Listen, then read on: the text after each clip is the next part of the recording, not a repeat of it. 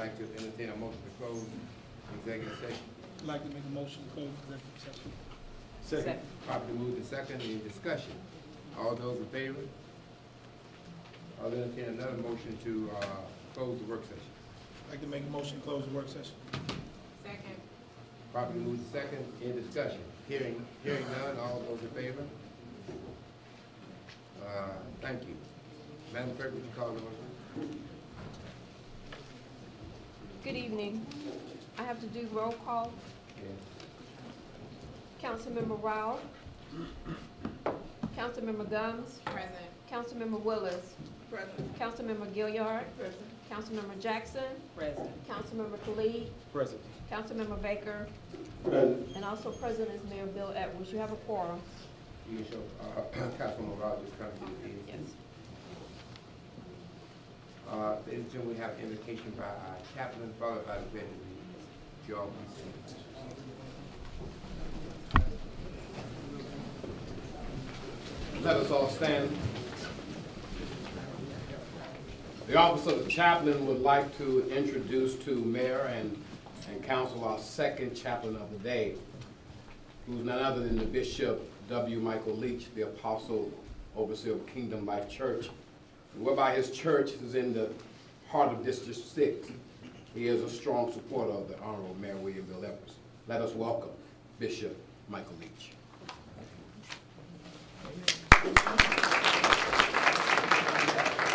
Good evening to each and every one of you. Before we pray, as I was praying today, let me say this. There are a lot of people about you who wish you to fail.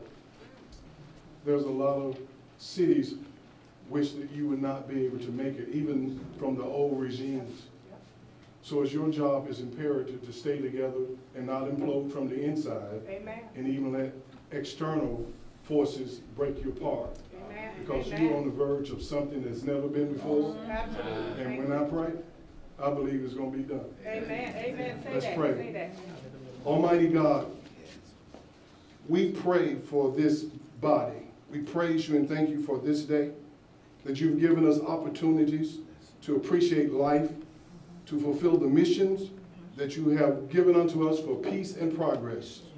Please, from the beginning, even think, forgive our sins, forgive shortcomings, forgive divisiveness, forgive uncertainties, disagreements, that everyone can come together and love and agree to disagree. Grant Mayor Edwards and all who sit on this council and all the support staff the wisdom to lead this city of South Fulton into uncharted waters, to become a prototype for all new cities about this nation. I pray health for each one, strength for each one. I pray for their families, that they not grow weary in well-doing, and they not faint in this day of adversity, for they will succeed. Because it takes long hours, strengthen them therefore. Father, bless their endeavors, especially this meeting tonight. Guide every discussion. We call for productivity. Enlighten every mind and every decision that is made. Give your grace to all so that every public servant here may produce the synergy needed to get the job done. Bless every plan. Bless every program. Bless every project so that objectives can be achieved for the good of this community, the city of South Fulton, and for your greater glory. We do all these things in the name that is above every name, Jesus Christ. Amen. Amen. I pledge allegiance to the United States of America and to the republic for which it stands, one nation, under God, indivisible, and with liberty and justice for all. You may be seated.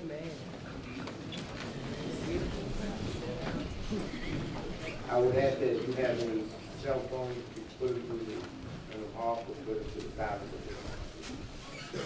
That's even up here.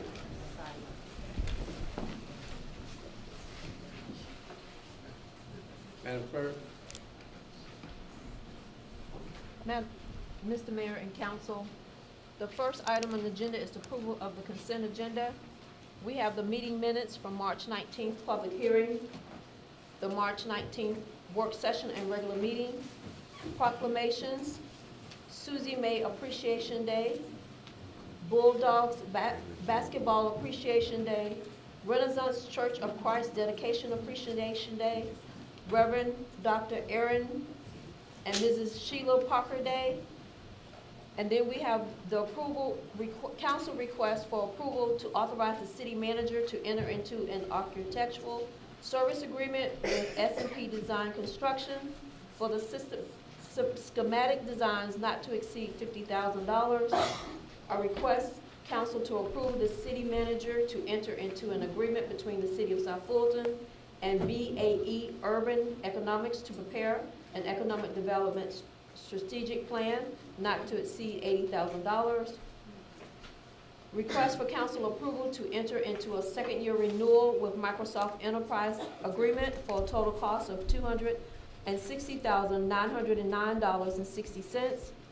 Request council to approve an intergovernmental agreement for provision of animal control services between Fulton County and South Fulton, Georgia. And a resolution regarding additional pro tem judges for the South Fulton Municipal Court and other lawful purposes. I need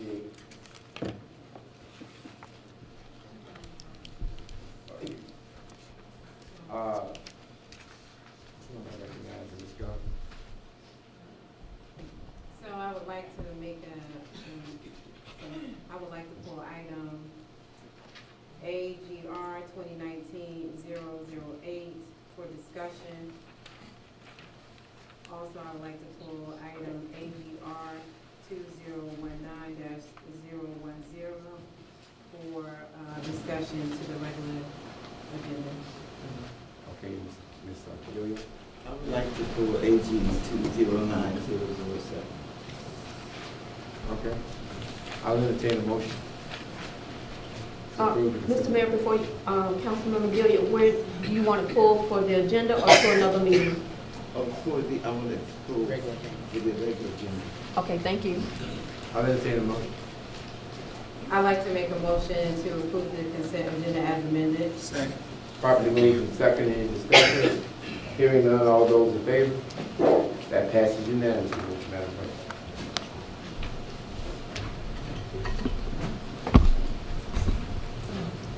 Next, we have approval of the regular meeting agenda. I'd like to make a motion to amend the agenda to move the financial report directly after the zoning. Is everybody tied into the queue? Second. Okay, that's all right. Okay. Madam Clerk, you want to take these individually, these amendments? You don't have to do it. You want to take them individually? She can ask Councilmember Khalid if he would amend his motion. No. He made a motion. I'm asking, do you want us to check, make all the amendments at one time or take them individually? If it would be fine if you do it all at one time. Sure. No, you didn't. Okay, I would like to add my resolution for the city of South Fulton in support of the proposed program to promote healthy and nutritious food options within the city.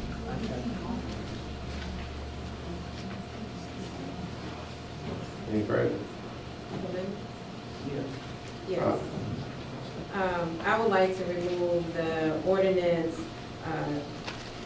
2019-0074 in regards to animal control as the second reading. There's still some additional vetting that needs to take place in regards to that.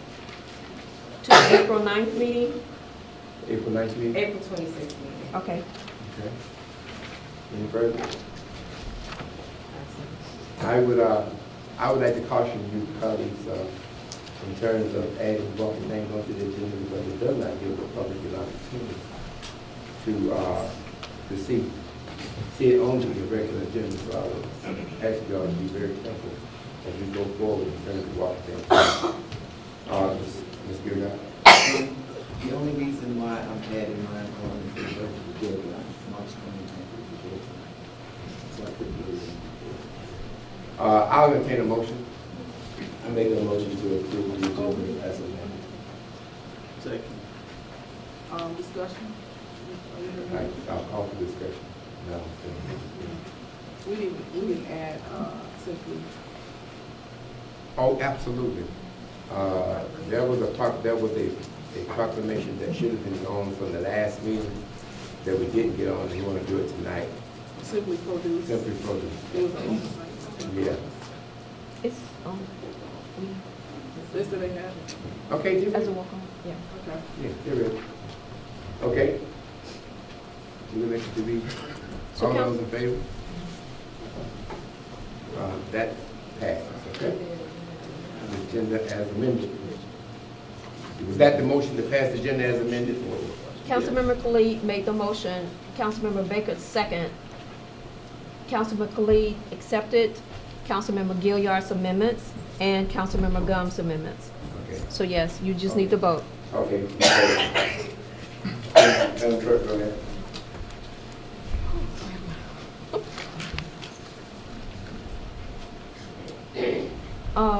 Okay. Now we have proclamations and recognitions. Proclamation recognizing Jacqueline Slade and Too Fit to Quit Appreciation Day is the first one. Proclamation recognizing Heritage Elementary School Appreciation Day. Proclamation recognizing Billy Jackson Appreciation Day. And proclamation recognizing Simply Produce LLC.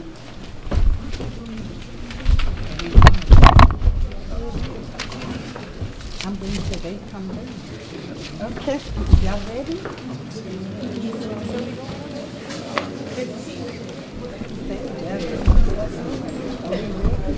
You all right?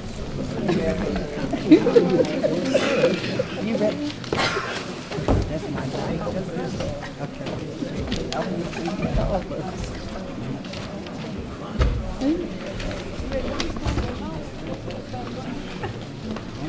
Good evening. I would like to ask Ms. Jacqueline Slade, please come up and,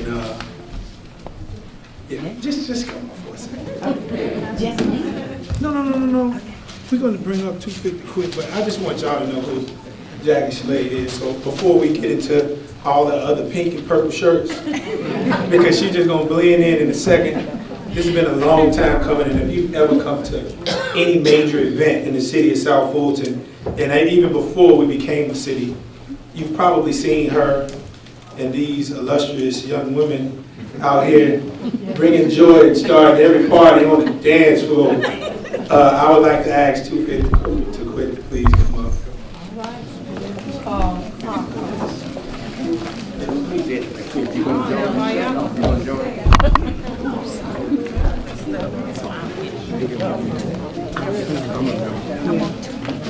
Y'all gonna do a dance? I want y'all to do a dance.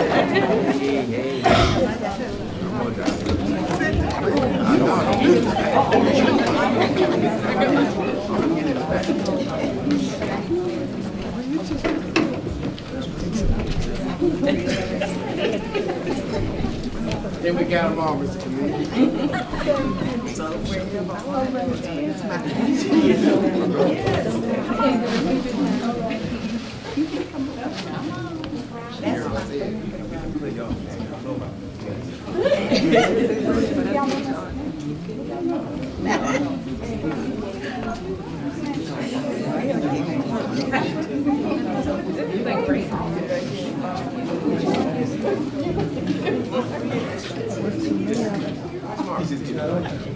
All right, so I'm going to have to read it from the big heavy plaque. Please, let me be Moses for a second. I need to go. Okay. Wait a minute, I'm coming. Okay, yeah, so I did go a little bit above and beyond, so I had to read it from it, but I think you deserve it. Ms. Slade is also a member of the Point of Ridge subdivision. Will y'all please stand up? I think they have honor for you too. Come on. Yes. She's a part of that board, and they're always really supportive in the district, and of course, they couldn't allow you to be honored without As our treasurer, Jackie Slade. No, go ahead. Good evening.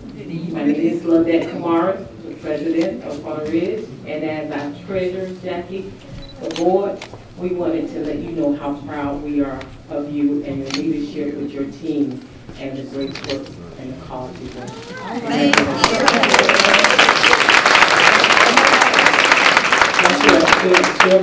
Chuck. You always running, Chuck. Okay, and the proclamation reads as follows. Proclamation, City of South Fulton. Whereas Jackie Slade, resident of Point Ridge, after 30 years of service with the Federal Aviation Administration, FAA, began her most recent endeavor in 2013 as a line dance instructor and founded Too Fit to Quit. Jacqueline Slade's passion for teaching dance translated into free dance classes for seniors at any recreational center that would allow her to hold a class. Today she teaches at recreation centers in Union City, College Park, Fairburn, and Riverdale, as well as the City of South Fulton. Whereas Ms. Slade has chosen the slogan, "No one left behind," where in her dance class you will find all types of people, those who walk, those in canes, those in walkers, and even those who can't walk. That's right. I'm being radically honest. I actually danced with the. Yes. Continuing. Whereas Jackie Slade and 250 Quid have been special invited guests for the City of South Fulton's Christmas celebrations for District 5, Cliftondale Community Day for Districts 1, 2, and 3, Welcome All Park Fall Festival for District 3, and Black Veterans Helping Annual Picnic in Duncan Park, and the Point Ridge Community Block Party and Community Christmas celebrations in District 7. And whereas Ms. Slade believes that Too Fit to Quit is a ministry to seniors and a service to the community, her desire is to reach as many seniors as possible, so she has begun training others that will carry the mission and further expand the footprint of Too Fit to Quit. She looks forward to many years to come of helping people to benefit and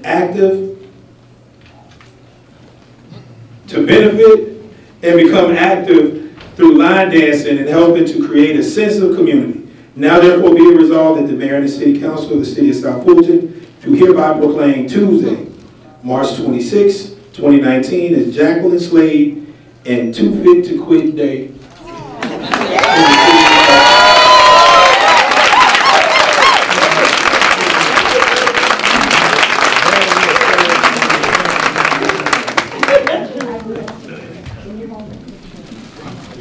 Y'all, I have to bring a cheat sheet with me. You know, when you get a certain age, they'll start flying forward and backwards, right? So I'm gonna bring my little cheat sheet. Cheat sheet. There we go. Okay, first of all, y'all, let me tell you something. This is a ministry. And the first thing I do when I stand in front and I said, thank you, God. Amen. I am going on 72 years old. And I love to move. My days start. My days start at 5:30 in the morning. Those are my grandchildren. That's my daughter. I start at 5:30 in the morning. I'm hitting the road at 6:45 to take children to school, grandchildren to school in Lower Fayette County. What is that? Brooks. So, you know what? I'm very active with my grandchildren. But then I need to think.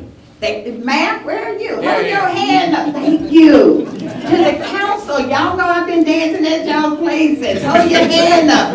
And to Mark, thank you so much. You're so special. Thank you so much. Give her flowers. And the thing is, I am in Mark's district. I'm District 7 in the Point Ridge subdivision. And I don't take things like this lightly, Mark. I don't expect people to say it.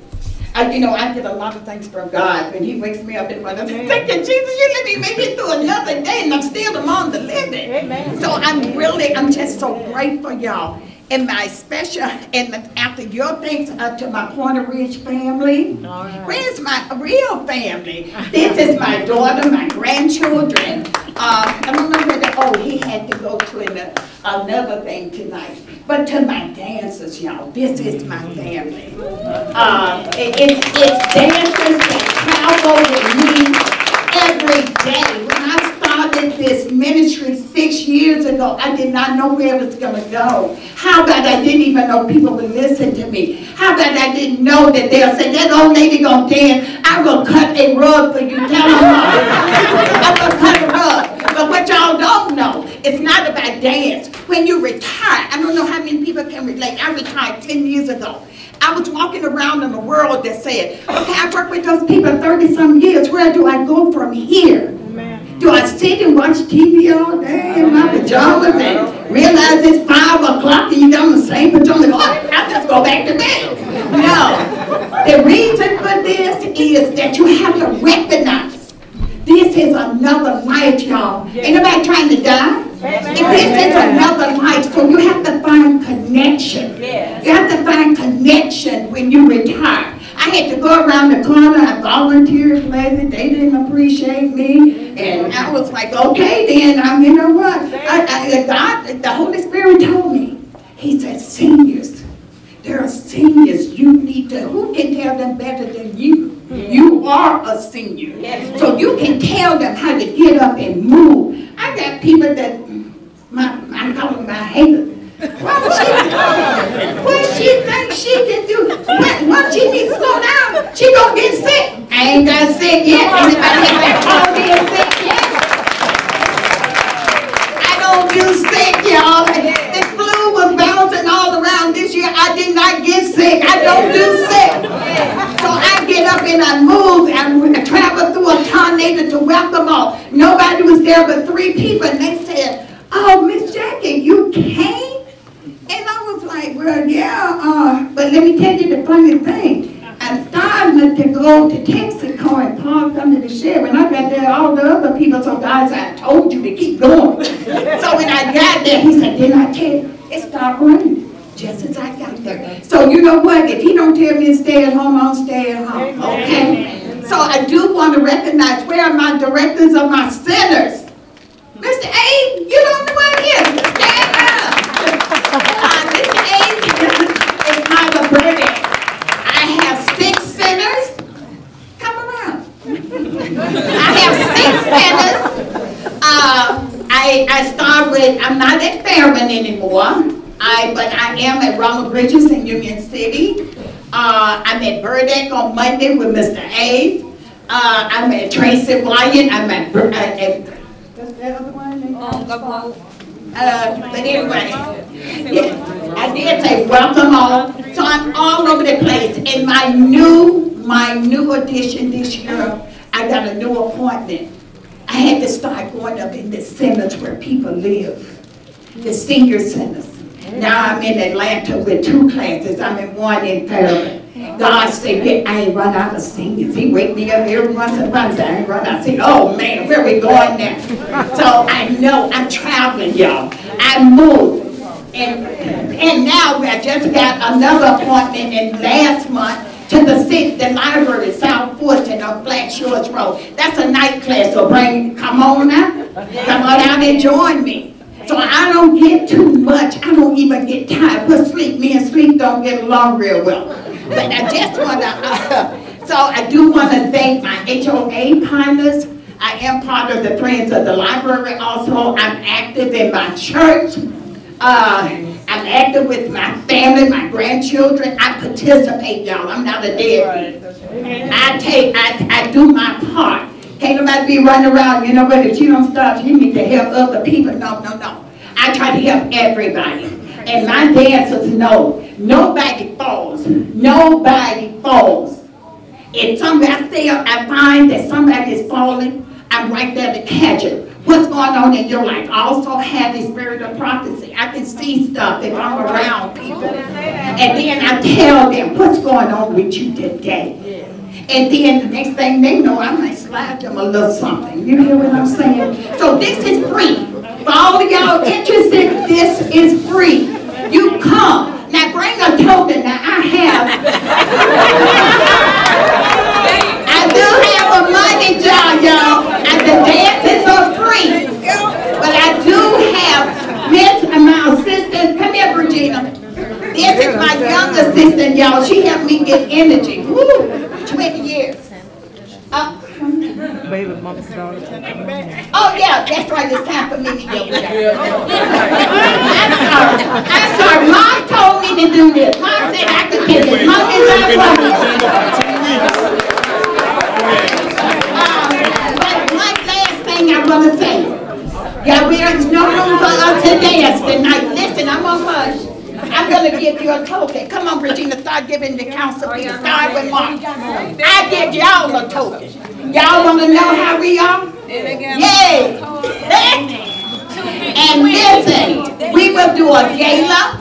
As of April the 26th, we will do our spring gala. We do 2 galas a year. Can y'all come and support us? Tickets are $5 in advance, $7 at the door. Please come and support us. We dance. Y'all want to see somebody dance? We'll show up. Then you can go tell your grandchildren, look at that, huh? Grandma, mama need to get up there. But anyway, we're giving you a token. Regina, you done? Did you see the council people? All the people? Okay, so listen, Mark, thank you so much. I'm going to end, so y'all let me come back again.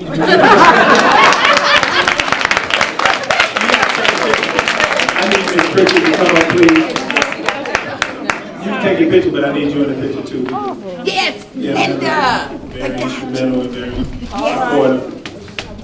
This is my friend Linda. Linda said you should be up in the front. You should be recognized. Oh.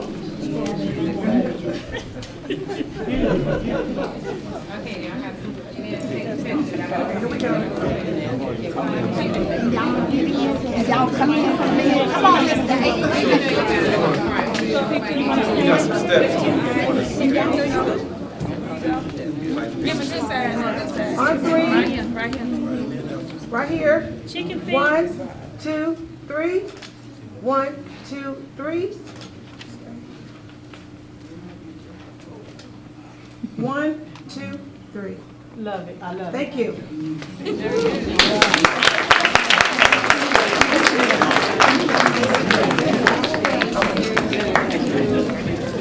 Next time y'all got to go to the stage.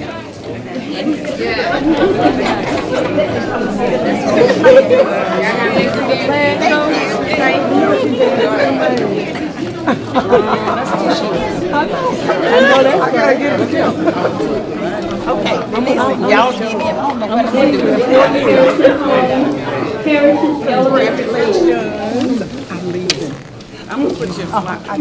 Ms. Turner, well, Principal Turner, and your staff.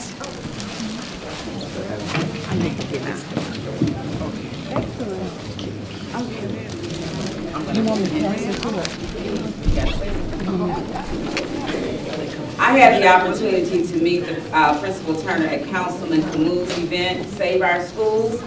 I introduced myself and we had a very long conversation, and from that conversation I found myself becoming involved, trying to do some things in that particular school.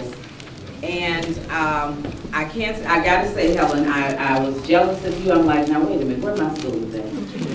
So I had to take a look, and Heritage was one of the ones that I guess I've kind of devoted myself to, because I kind of see some things there where we need some help. And I don't see my social, where's my little social worker? She's not here today. Miss Rose. Is that her name? Rosie? Okay. And I'm not going to talk long, you guys. But anyway, I'm saying that all to say because we did a resolution for the Meadows, and that's right next door, the Meadows facility. And somebody said, uh-oh, yeah, but uh-oh, it's all in pot.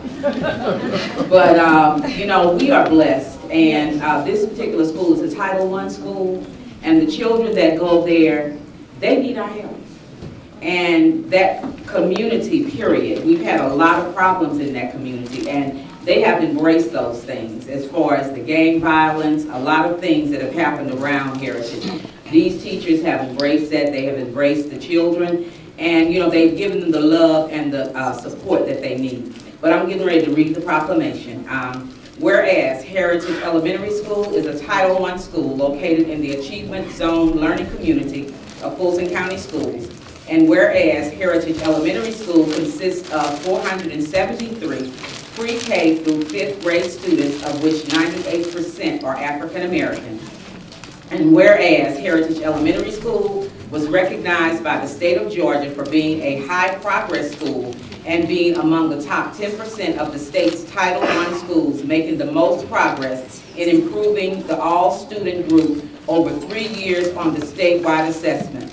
And whereas Heritage Elementary School was recognized by the state of Georgia for the last 3 years as a beat the odds school for having a higher CCRPI score than similar schools serving comparable students in Georgia. Whereas during the 2017-2018 school year, Heritage Elementary School's CCRPI score increased by 16.9 points, and whereas during the 2017-18 school year, Heritage Elementary School moved from an F to a D school. Now therefore be it resolved that the mayor and the city council of the city of South Fulton congratulates Heritage Elementary School for their achievements and do by here proclaim today, Tuesday, March 26, 2019, as Heritage Elementary School's Appreciation Day in the city of South Fulton, Georgia.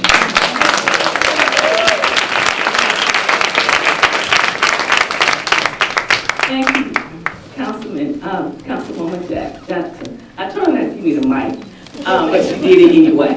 So I have to recognize my outstanding staff because, as you know, one person can't do the work alone. And I promise you I have the most dedicated and hardworking staff there is on this side of heaven. Our students are very challenging.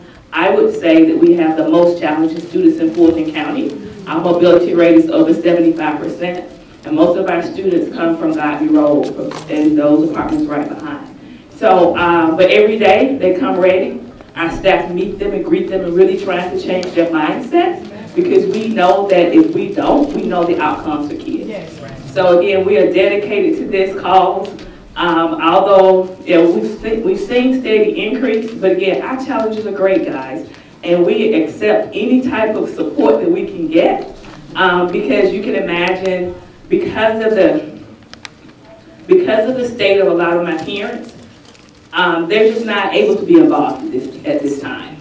A lot of my parents are in crisis situations, which means a lot of my students are in crisis situations. So again, we want to be with the crowd, with the group of students that we're with. We know that we can continue to make a difference in their lives.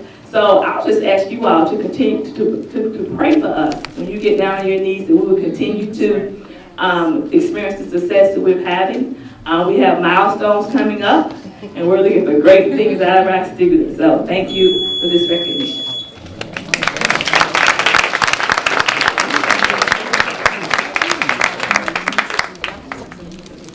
Come up with further so they come up.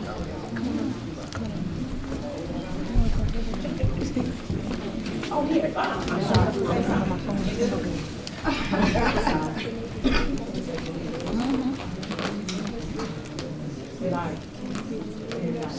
One, two, three.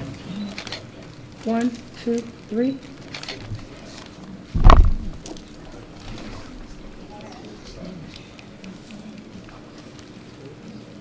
One, two, three. Thank you.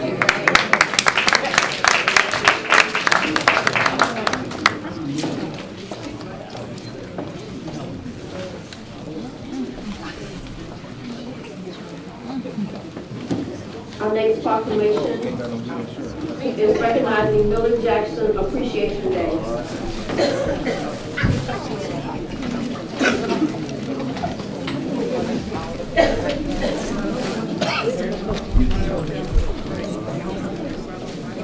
In recognition of Women's History Month, I couldn't think of a woman that was more tenacious and bold than our very own Millie Jackson.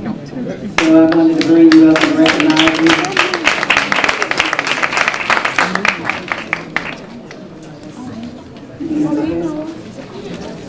Do you have any family or friends you remember? Come on. Yes, sir. I'm coming. The proclamation reads, whereas Millie Jackson is a music industry icon whose risque soul and pop music has been stamped bawdy, brash, and liberating. Whereas one of her most noted songs include It Hurts So Good, featured in the Warner Brothers film Cleopatra Jones, and her Funk Youth Symphony is one of her most re-recorded pieces. What? The clean version. Cleaning it up. The clean version. Millie Jackson won Best Female R&B Vocalist from Cashbox Magazine and reached acclaim on the national pop charts when she collaborated with Elton John to release the single and music video Act of War, which earned her crossover appeal. Where she has held record deals with Spring Records, Jive, Zomba Records, Itchy Bomb Records, and produced and performed with musical legends like Isaac Hayes, Elton John, Sting, and has been featured on the Rapper the Bratz single Unrestricted. Whereas Ms. Jackson has produced gold for the album Caught Up and a string of other hit albums to include Get It Out of Your System, Hard Times, A Moment's Pleasure, Live and Uncensored, For Men Only, I Had to Say It, A Little Bit Country, and Live and Outrageous, which is a testament to her widely embraced, liberated lyrical approach. Where she has created, financed, and directed, starred in Young Males, Older Women, which broke numerous box office records during its 4-year run and created a sequel musical play entitled It's All Over. Whereas Millie Jackson hosted a daily radio show on KKDA in Dallas, Texas, from various locations around the country, and she remains inspired to record the types of songs and materials that made her the outspoken, liberated Millie Jackson, who now records her music and other artists under her own label, Weird Wrecked Up. And whereas this legend launched her career in Harlem, New York nightclubs, but transplanted her to Georgia, and for many decades she has resided in an area that is now the city of South Fulton. Now therefore be it resolved that the mayor of the city council of the city of South Fulton hereby proclaim Tuesday, March 26th as Millie Jackson Appreciation Day in the city of South Fulton.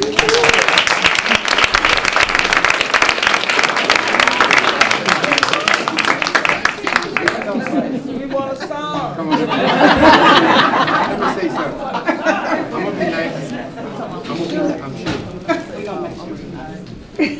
Who wrote this? Ain't a cuss word or...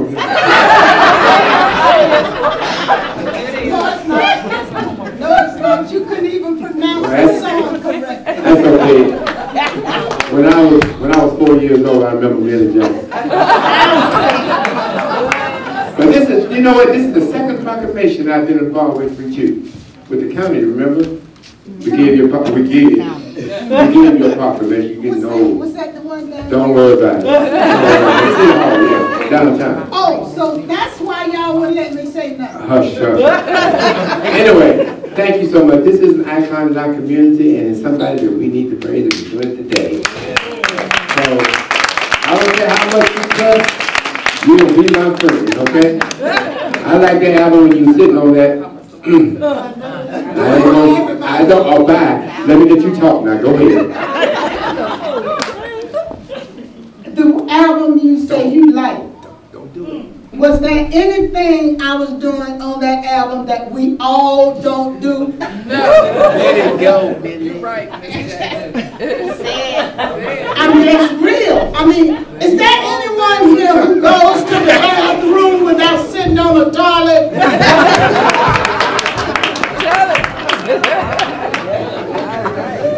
I just want to know. I mean, I'm for real. And she had the audacity. Who wrote all these whereas?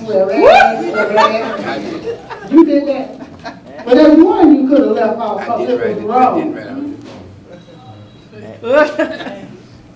She didn't know how, whoever did this, to delete the name of my song, so she should have just left it off instead of pronouncing the song wrong.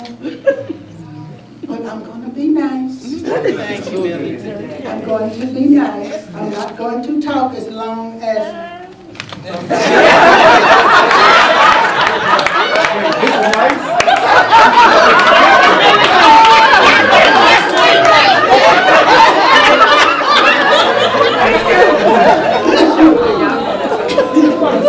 If you got something to say, it's okay. Say it, darling. Why does she have something to say?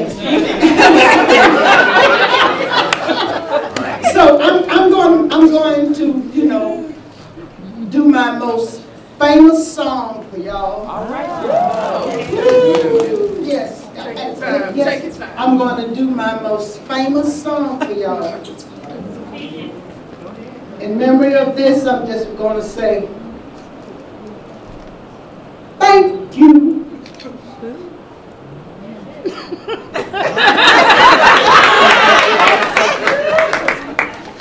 Thank you. I love this song.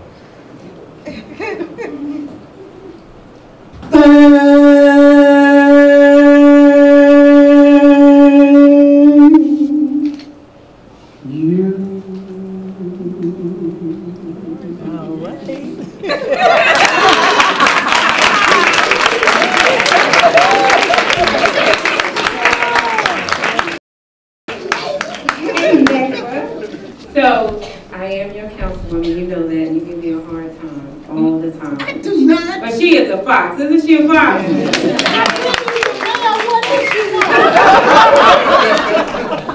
So I just want to say you are an icon in District 2 in the city of South Fulton, so we do support you. And we are so happy you have your own day in the city of South Fulton.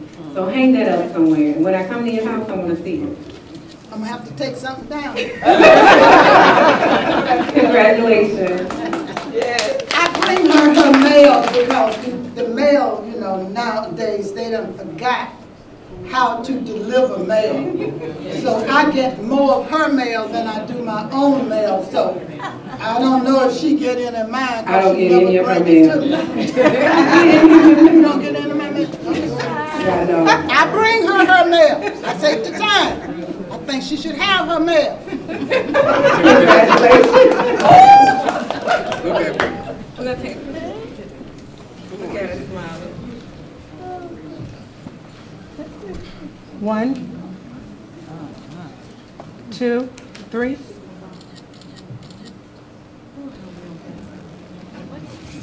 One, 2, 3. Thank you. Now put that to AJ.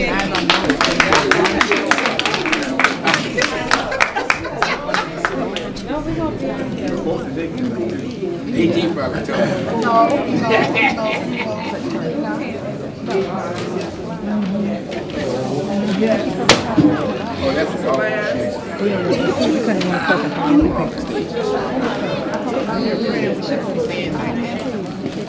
Our next proclamation is My daddy loves Simply Produce LLC. my husband and my daughter are playing Outcast together. Robert? Her daughter looks just like her. Yes, she do. I met her.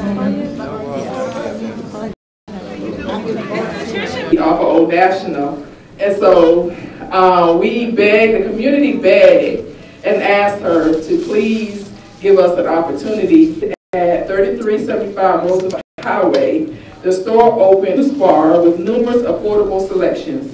Due to overwhelming support from the local community, some of the juices on the menu now bear the names of customers. 2019 as Simply Produce Appreciation Day in the city of South Fulton, Georgia.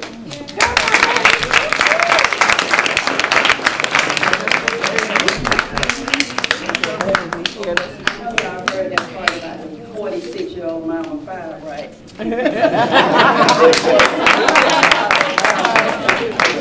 just wanted to say thank you to everyone that felt like we deserved this. We worked really, really hard. When you come into the building, we're just one room, but we're working to be the first woman, black-owned, international farmers market in the state of Georgia. Yes. We're right across from us. Okay. 1, 2, 3. 1, 2.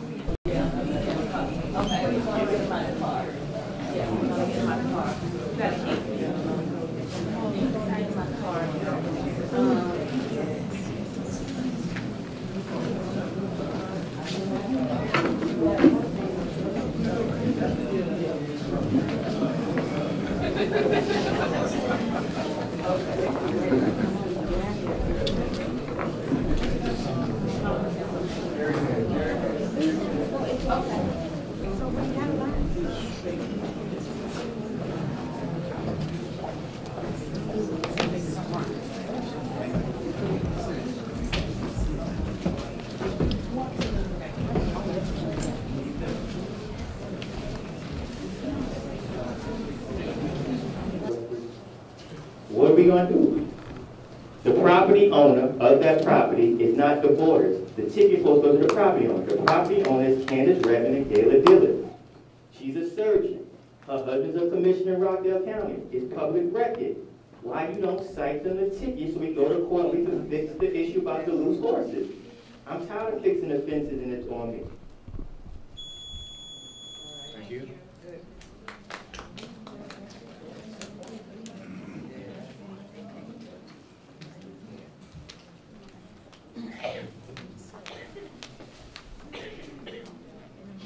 My name is Linda Orange, and my concern is for my property that I have over on Basin Road. Is in. Yeah, my name is Jimmy Orange, and my wife Linda Orange. The property is at 5590 Mason Road. We've had this property there and developing it for about 12 years. Basically, my husband single-handedly. But my concern here tonight is for the moratorium that's on the zoning. You know, we want the moratorium to go forward so we'll be able to have this use permit to be able to change the use of the facility from a daycare to a personal care home. We want to open this personal care home to serve the veterans. It'll house about 24 veterans, and we can open it up to do that and get some of the homeless veterans off the street. So I really just came here for us to be able to know that we're trying to do that and try to provide some place for them, and we don't want to have the hold up so that we can go ahead and go forward with the project. My husband's working on this project for about 12 years.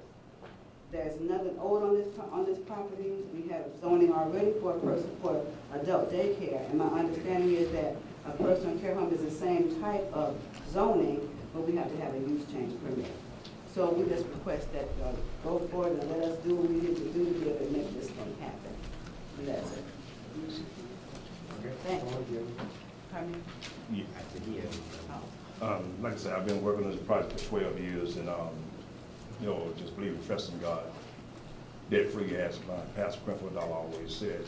You know, you have to trust God and out of vision, and I've just been trusting God to be able to go forward. Now we are in a position. My wife is a licensed nurse, graduate of Ball State. I'm a graduate of Angel. My sibling, Reverend Jane Orange, through my dad from Alabama. So my goal is to try to, we had someone at VA came and take a look at the building, saying that we can get 24 people in there. So we want to try to go forward and turn this into a personal care home to be able to get something to the street. Thank you. Mayor and Council, that ends the public comments. Okay. Madam Clerk? Next item is business rezoning, modification, and variance. Public hearing. Speakers will be granted up to a total of 10 minutes when speaking either for or against each case. Go ahead.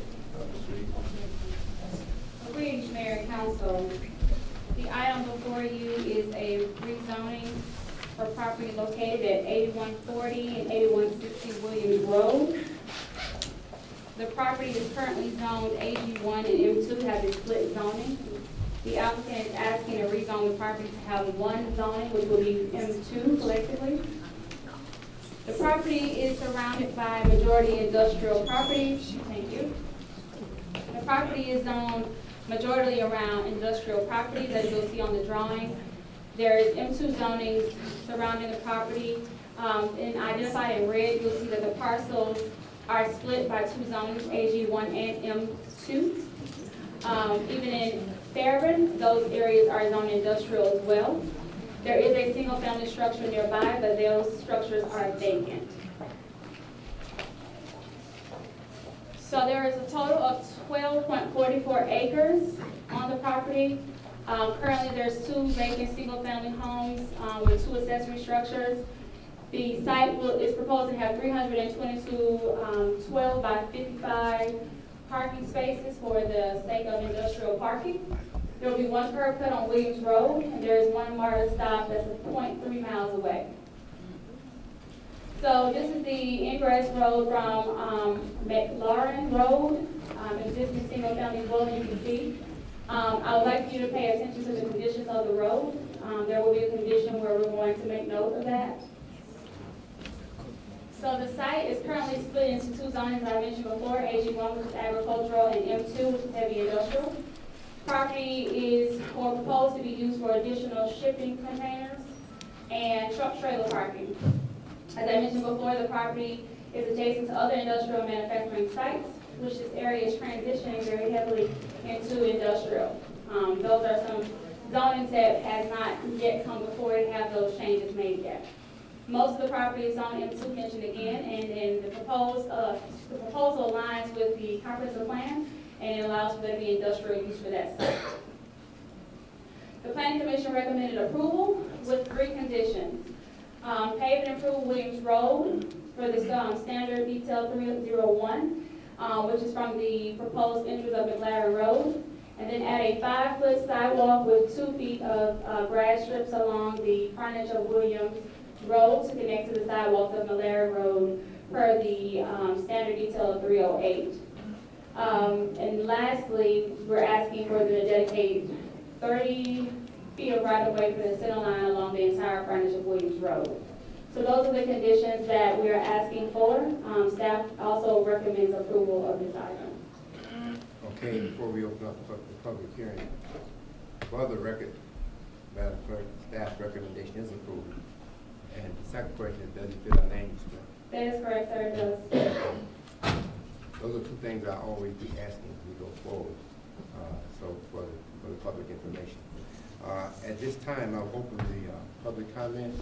Understand that you have 10 minutes, those who are for and those who are against, not 10 minutes apiece. 10 minutes for everybody. So those who are for will get on this side, and those who are against will get on this side. You're more than welcome to come up now. You for or against? I bet you for. All right. Okay, go right ahead, sir. My name is Bill Byers with Tetra Tech. I represent the purchaser of the property, J.B. Hunt Transport, Inc. And I believe that the presentation that you've received and the information you've been given is consistent. I can't elaborate much more. It is consistent with the overall area. This is really a little pocket area that remains agricultural, that is appropriately compatible with the adjacent M2 zoning, and I'm available to answer any questions that anyone has regarding the project if necessary. So you're okay with all of the changes? We have had extensive discussions about the conditions, and the owner accepts those conditions. That's a yes. That's a yes. Okay. All right. Everybody's good? Go ahead. I just have one question. I saw that this was for temporary storage of containers and trailers. Correct. And I was just wondering how long is temporary? What is the longest of any particular trailer container? I'm not sure what the overall dwell time is. I'm not familiar with that part of the operation, but the trailers come in and out. It's a very similar operation to right around the corner is the BNSF yard that uses the trailer storage, and so it's really a storage area for the nearby intermodal facility where the trailers get stored there temporarily and they're in and out. But it's not long term, but they are used there for the cycle of the. Thank you. Okay, any further questions? Thank you very much, sir. No one again? I'm gonna close the public hearing. Any comment? I'll entertain a motion.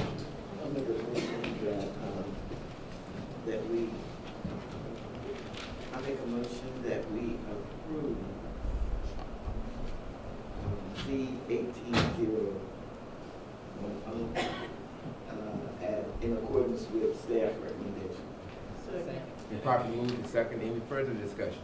Hearing none, all those in favor? That passes unanimously. Thank you so much.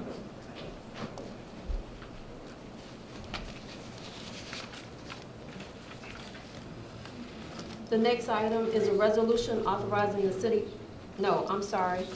The next item is the financial report. She moved it up.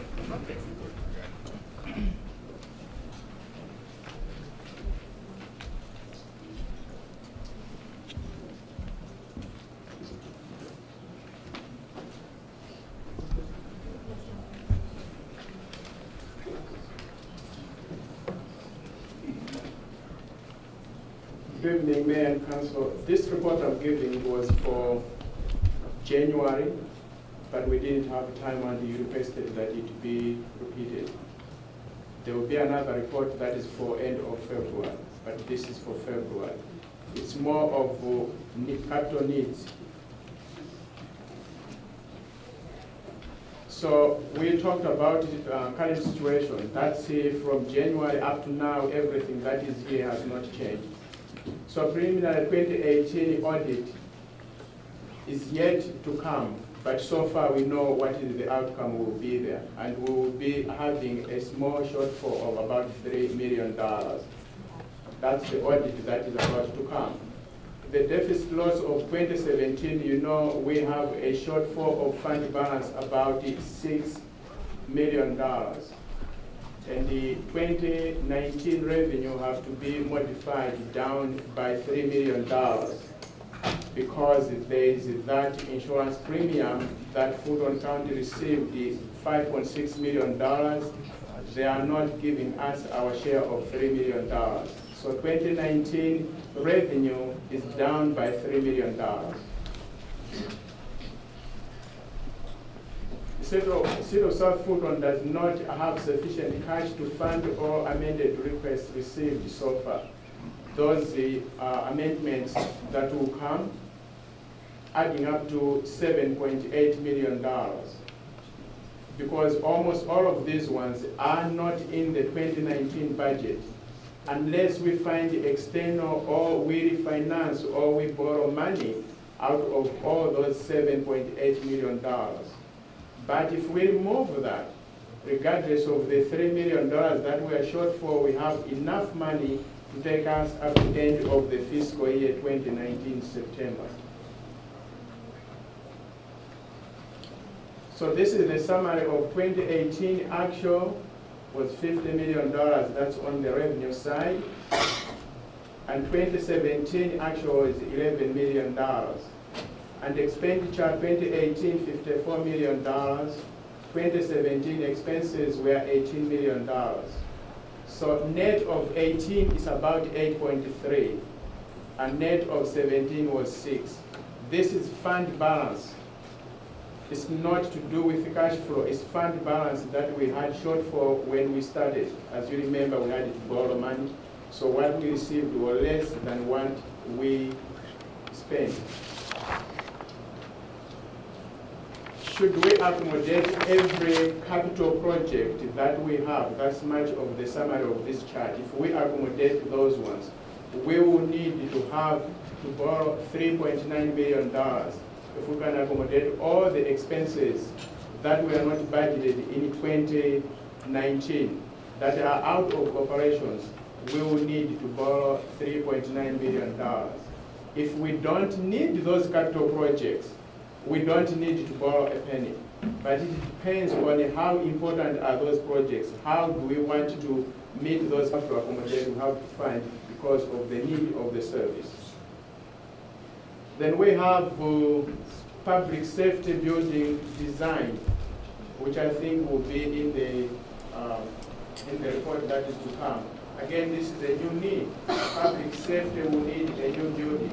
For it to start, we will need $50,000 for the design of the public safety building. It's not in our budget 2019. If we need that, we have to accommodate during our budget amendment. Then we have fleet and facilities assessment, asset management design for $15,000. Again, it's not in our budget. We have, again, building and reconstruction. City Hall or public safety, we will need about $1.8 million, depending on what type of the public safety we need or what type of city hall that we need. We will need about 1.8. If we are not taking those projects, we don't need to borrow that money. We don't need it. Then lastly is furniture. If we implement these buildings, we have talked about public safety, we will need about $100,000 for furniture. That will be the court chamber, then you will need the council chamber.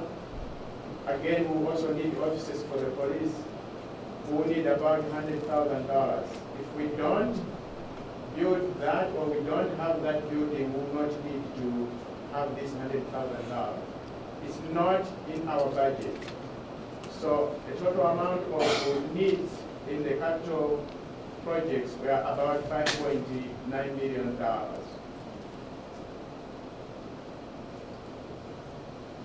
These were the CFO's recommendations, and these are my recommendations. SET should work towards reducing deficit fund balance and then start accumulating a fund balance. We don't have fund balance now. We are in negative. We are minus.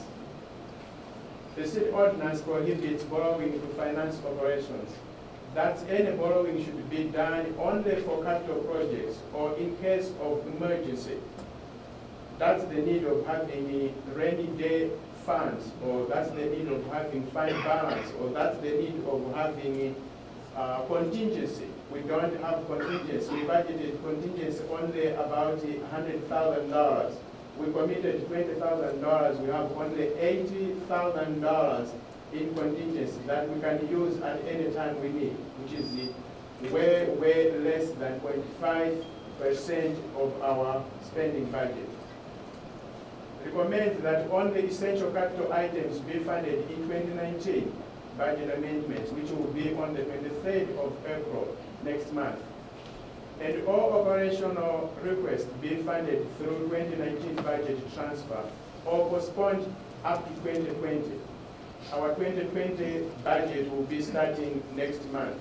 So it's either we postpone some other expenses, transfer those money to capital projects that we desperately need, or postpone it to 2020 budget.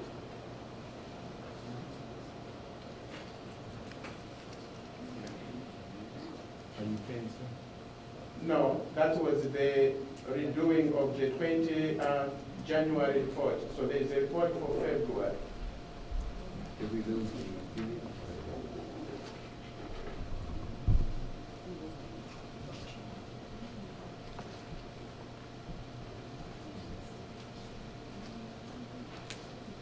Are we losing video here, sir? He's trying to get it up. If I may entertain if there's any question out of what I've already stated, where we are waiting for that. Well, Mr. Khalid, I don't know, is it the question King Lee's already said? Yes, but I think it would be really instructive for everyone involved to have that. I'd like to go back to your last slide about the capital expenditure details. If we could do that.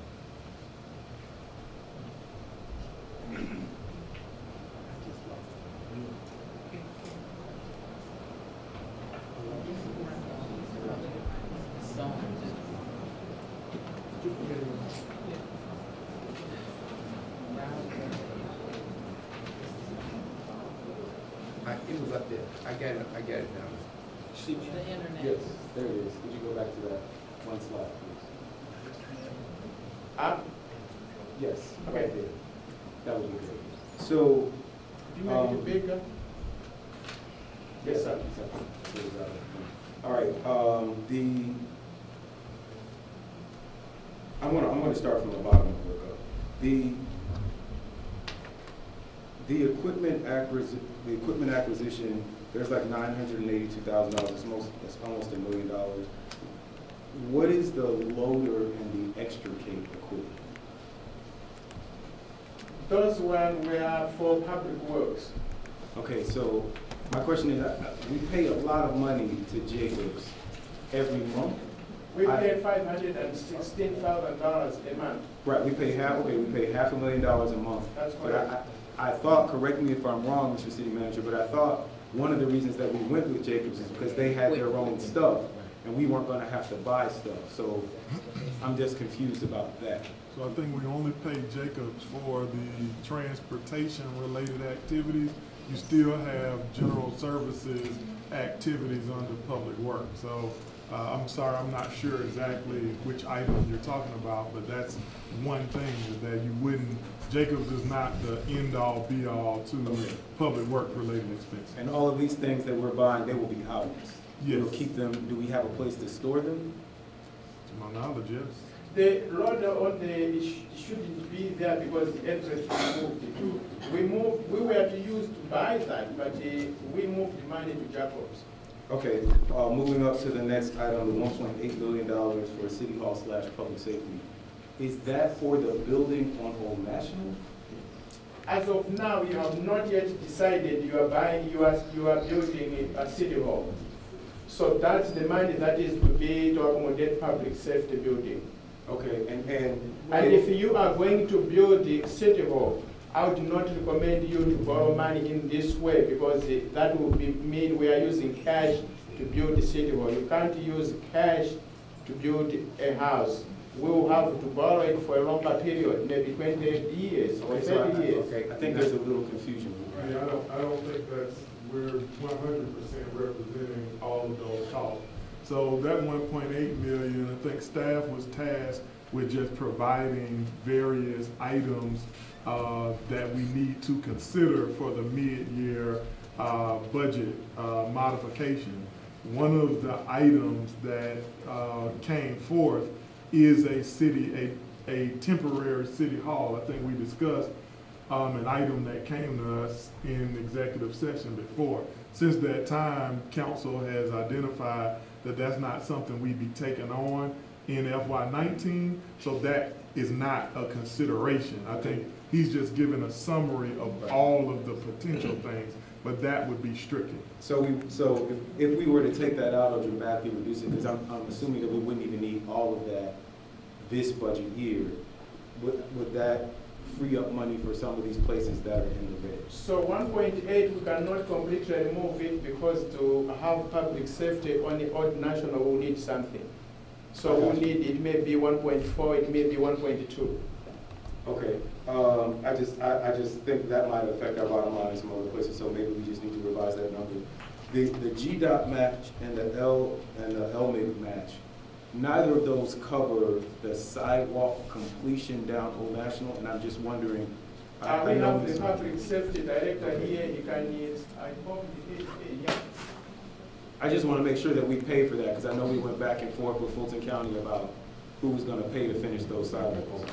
And that's one area, again, I think he may want to touch on that one. We may not spend the whole of the allocations because those projects may not finish in this fiscal year. Good evening, Mayor and Council.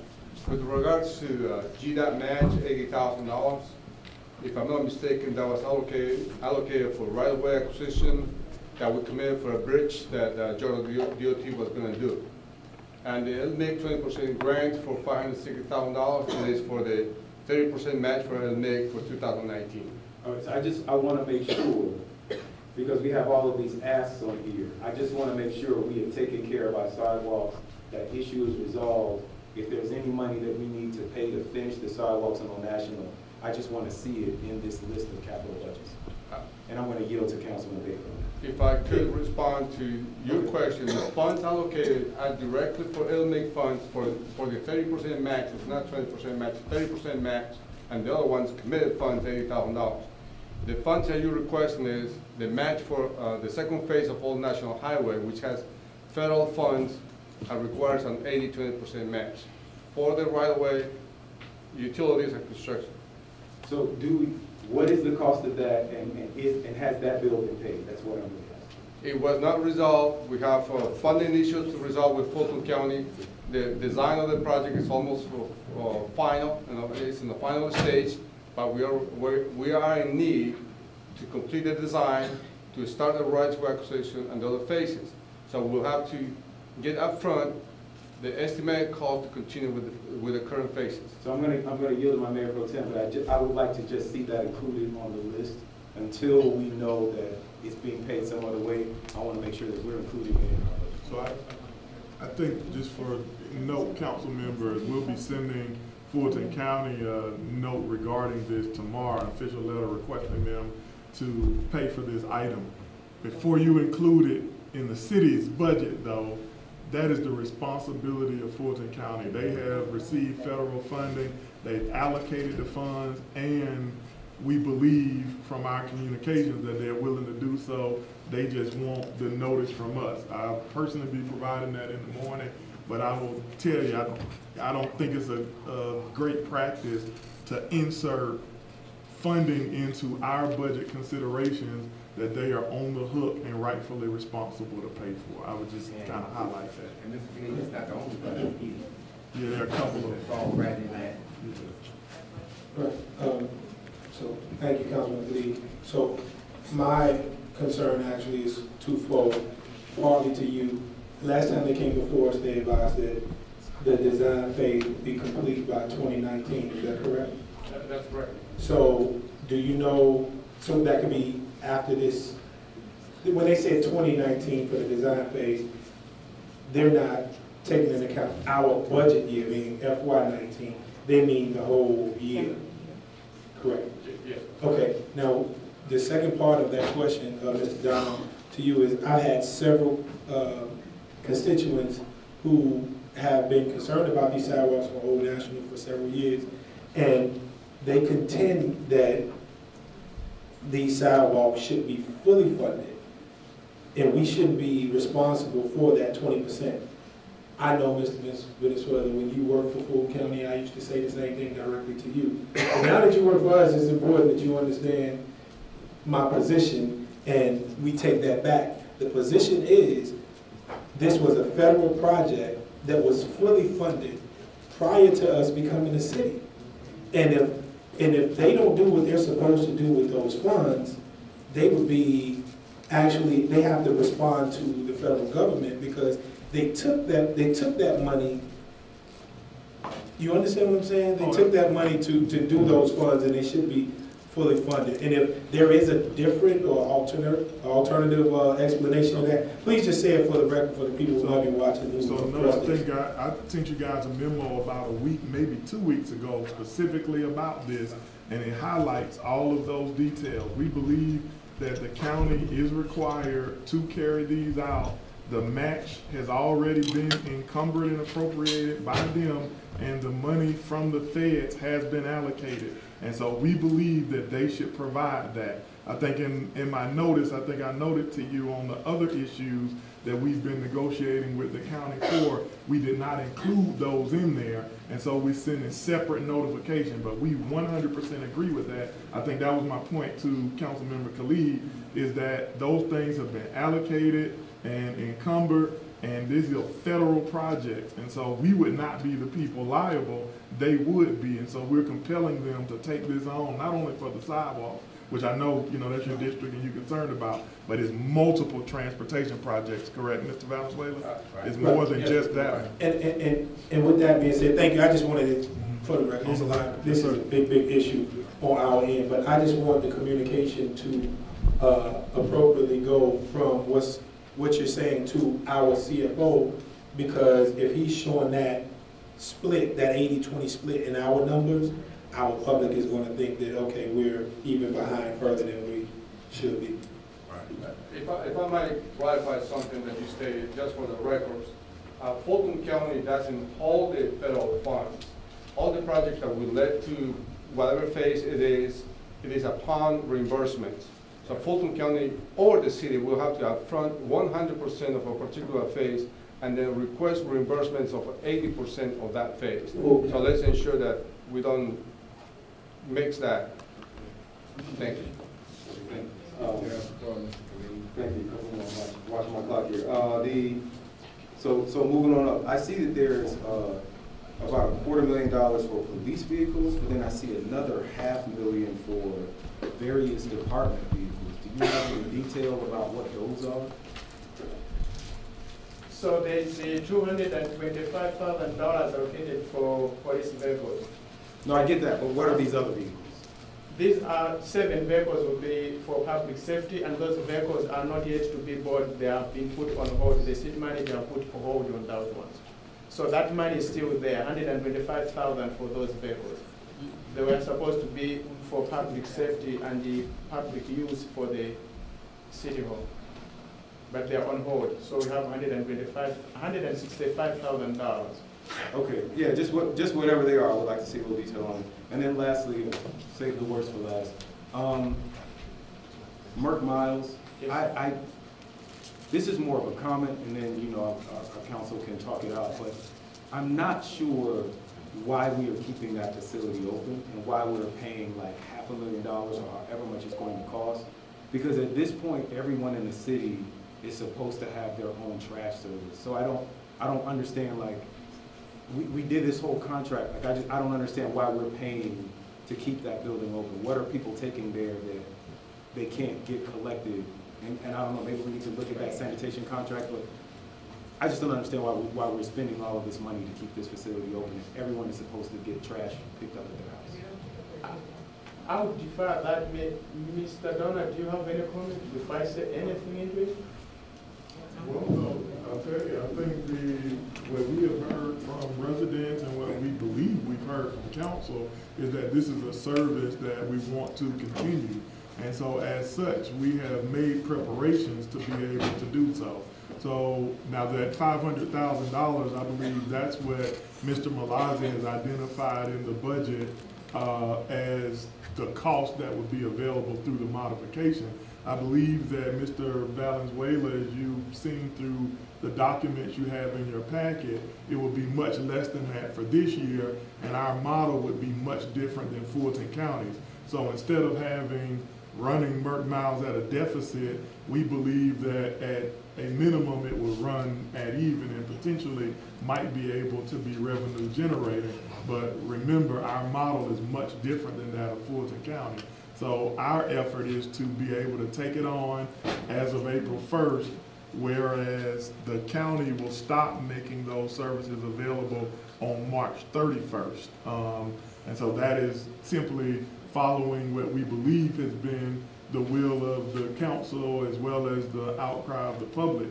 But I'll tell you, if you believe that this service is not needed and that trash delivery services that we put in place is the right answer, I think we would support that and move forward accordingly. Mr. Khalid, let me ask you that. You're talking about bulk waste being done by individual vendors. It's only a portion that you can put out. And a lot of people have much more than that. And so they can actually take 2-3 truckloads and go to Merck Road and dispose of it. I guess I just wonder, at the cost of $500,000 or $250,000, whatever it is there a more cost-efficient solution? It sounds like people are interested in us redoing our citywide sanitation contract. I'm wondering if, for example, we could ask as a requirement of the contract whoever our citywide vendor is to have their own bulk collection days, the same way they do amnesty days now. If it's $250,000 or $500,000, I know a lot of people have come to this podium and they've talked about how expensive the sanitation service is. So maybe we could use that money to subsidize an income-based sanitation program. I mean, I don't know if we just need to keep a whole facility open if all we're doing is collecting bulk trash. Well, Mr. Khalid, I don't know if you've seen some of the bulk waste we've had, but I don't think any sanitation company is going to come in and while you clean out your garage and you ask for them to pick it up. So there's a need that we have to supplement that some kind of way, and I think Merck Road is the way to do it. And the fact is, you know, we always listen to our constituents. We always talk about listening to our constituents. And our constituents have said on many occasions, keep it open, keep it open, keep it open. Right, I mean, our constituents said that. I don't know if they knew it was a $500,000 bill, but so when, just as a point of clarification, when I know Latham does the bulk collection day in my area, when they collect all of their bulk waste, are they taking it to Merck Miles? Or are they taking it somewhere else? Merck Miles is not a landfill. It's a transfer station. Okay. So they got to take it there. Okay, I think Ms. Rao was next. A couple of questions. Mr. Malazzi, you talked about the public safety building. I want to know if we looked at acquisition and have we looked at that option, because the price just in making improvements in that one building, I don't know if we've explored that, so that's the question. And then based on the capital improvements, and I understand what our policy said in terms of what we adopted, have you looked at any scenario where we would be looking at borrowing specific to the capital improvement and what we could how much debt we could reasonably have to address those that deal with public safety, because we've heard this from a number of facilities we've inherited. And I just don't know that it's a good practice that we not address those. So have you looked at any of those scenarios? And then thirdly, how much funding is projected and available for unspent budgeted items? So I think I sent to you to itemize the things that we budgeted, capital budget, and the money that was transferred from capital to fund Jacobs, and what has remained. And the remaining are those things that we have itemized to say we will save about $100,000 in the police vehicle. We budgeted for $225,000 from October through September. The police vehicles are not coming until April. We are leasing them. So we are spending half of what we budgeted for. So you have $100,000 in PD. Whether that money will be reallocated in the department comes the budget amendment is spread out wherever it's needed. It's no longer be only for police. So that's one area. I'm Then, talking about an entire budget for the city. How much money do we have available for unspent budgeted items? And also, I'm very curious about this preliminary fiscal year 2018 result, because we're comparing to 2017, where I would actually like to see our actual compared to budgeted, and it's not reflected. Yeah. So on the other side, let me finish on the capital. Then you have those vehicles we have talked about. That's $165,000 there. Then you have $560,000 that we have budgeted for the GDOT plus the one that the public safety director was talking about. It's going to be implemented in 2019. However, it's very doubtful that it will be done by September. So if it's not to be done by September, October, November, that's 2020. And that's almost half of that money would be there. Exactly my point. Excuse me. Exactly my point. That kind of analysis needs to be presented to council so we are clear. Because this sounds very gray, but the timing of some of these expenditures may not hit during this fiscal year. And so as I sit up here, I'm very confused about these numbers rather than when they're going to actually hit. So that one cannot come, it has to come during budget amendment, because we have to sit on it with each and every department head, because they are responsible for their budgets. Some of the expenses, they come at the beginning of the fiscal year. Some they are coming now, some they are coming at the end. I may see there's money there, but they may be spending. Capital projects, I know. I just have to sit down with him. He confirms it. It will be added in budget amendments. So you have not sat down with the department heads relative to their expenditures and what? We sit down with them every month, and all they say, we are going to use our money, we are going to use. Every month we sit down with them. So you may see, you have the detailed report on expenditures. And you can see each and every department, what they was appropriated, what they have spent, what's the balance, what's the percentage. You see they are there, from salaries up to operations. And everyone, we sit them every month, they say they are going to spend. Okay, so we're about to go into mid-year. We're mid-year, right mid-year, it moves from them, now it comes to me, that we will have to move money from every department that they have not used. It goes into budget amendment and it will come before you. I'm just going to say, from city manager, between the city manager and the CFO, I need y'all to present this in a way that's clear for the council to understand when these expenditures are going to hit. And those department heads need to be able to talk about where we are from now to September 30th. This is not helpful. And I've dealt with a lot of budgets. Actually, we had a meeting on Monday. We are discussing about those. If you have this last Monday with the department heads. Yes. Yesterday we had discussions on that, depending, talking about what will happen to the budget amendments. So if they have not utilized, there's no justification, there's still money there, we will move that money. Yeah, and when we get city manager, and I know this is really with you, when are we going to begin the mid-year budget process and looking at it with real numbers? So the budget, I will have the budget, for me, I'll be start reviewing the budget amendment on the 29th, 30th of March. Then I'll have maybe the first week of April, I may send it, sit down with the city manager, go through before it comes to you. So you have at least 2 weeks before the 23rd of April when it will be officially presented to you. Yeah, I'm looking forward to a presentation that y'all kind of worked on together, and I would ask that particularly for the capital improvements items that deal with public safety issues, that you look at that relative to how much borrowing that you think we could manage to address those things that deal with public safety. So still it remains, unless something comes up, but still the recommendation if we're going to borrow is up to $4 million. It covers all what was itemized.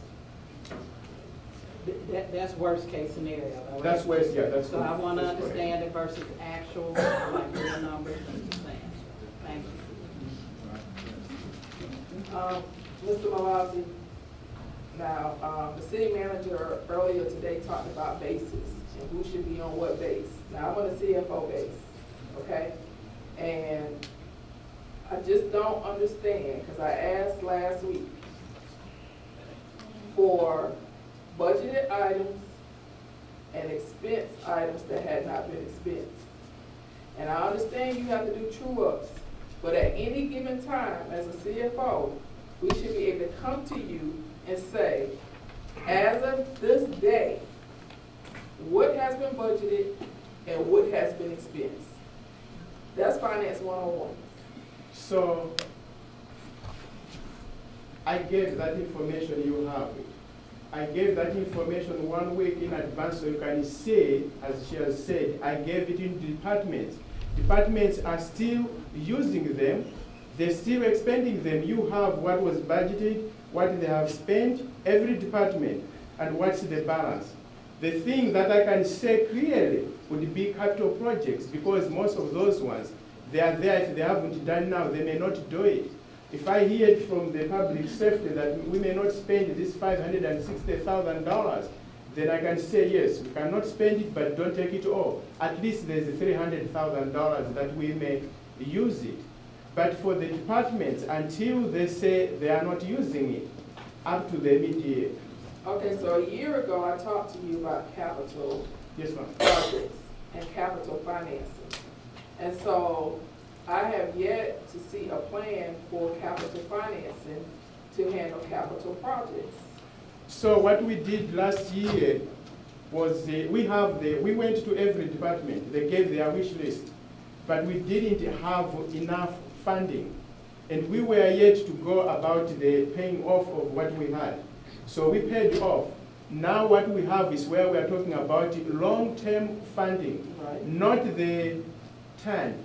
We need to do, it will be on my report, at the end of the report that I'm going to show you. Okay, so I'm not talking about the TAN, tax anticipation note for the purpose of the public, which is a short-term loan with anticipation of receiving taxes. I'm talking about long-term finance. I have yet to see a plan for that, because some of these projects are going to require capital financing, long-term borrowing. I am not there for the public to be told we paid off all of our 10 and we don't owe any debt, and we are going to have to borrow as a city. So I don't want anybody to get that misconception. It's a good thing for us to be able to borrow and pay our bills and pay the money back. There's no government who does not borrow. I'm 100% with you. Last presentation of my report, 26 February, I was with my financial advisor, Mr. Ed Wall, here. But as you know, I didn't even bring him to present. We didn't even talk about it. I talk with him all the time. I was talking with him yesterday. He was at the City Hall yesterday. Next time I'll bring him again to talk about the long term. That is on my report. At the end of my report, I have suggested of having to borrow for a long term. That can meet all these ones. But remember, borrowing that long term will make us to put aside a cent or a cent and a half of tax to fund those ones. Okay, the last thing, Mark Miles, I have to agree with my colleague. Yes. That is a want. That is want. That is a want. That is not a must-have. That is not something that we have to provide that's mandated by the law. We're mandated by the law to provide sanitation service.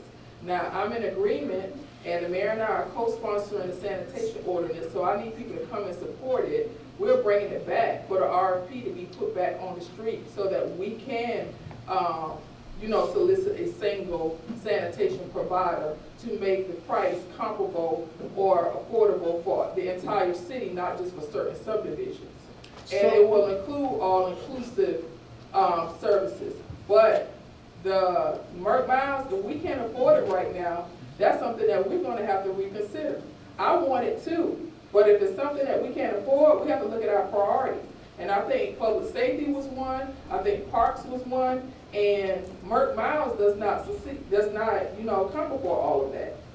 So you are right. That's why I asked Mr. Manager to comment, because it's on our discussion that we are discussing. Yesterday, actually, the city manager was saying, okay, instead of starting 1st of April, why don't we give 1 month and see it? So if you just direct the city manager to say, okay, we need a break of 2 months, or we don't need it, he is okay, because we discuss it on the table. Just direct to say, we don't need these services, then we are not going to start April the 1st. Well, I'm okay with explaining to my residents in District 3 that we cannot afford Merck Miles because we need to make sure we put our investment in police, parks, and other things that they tell me they want as a priority.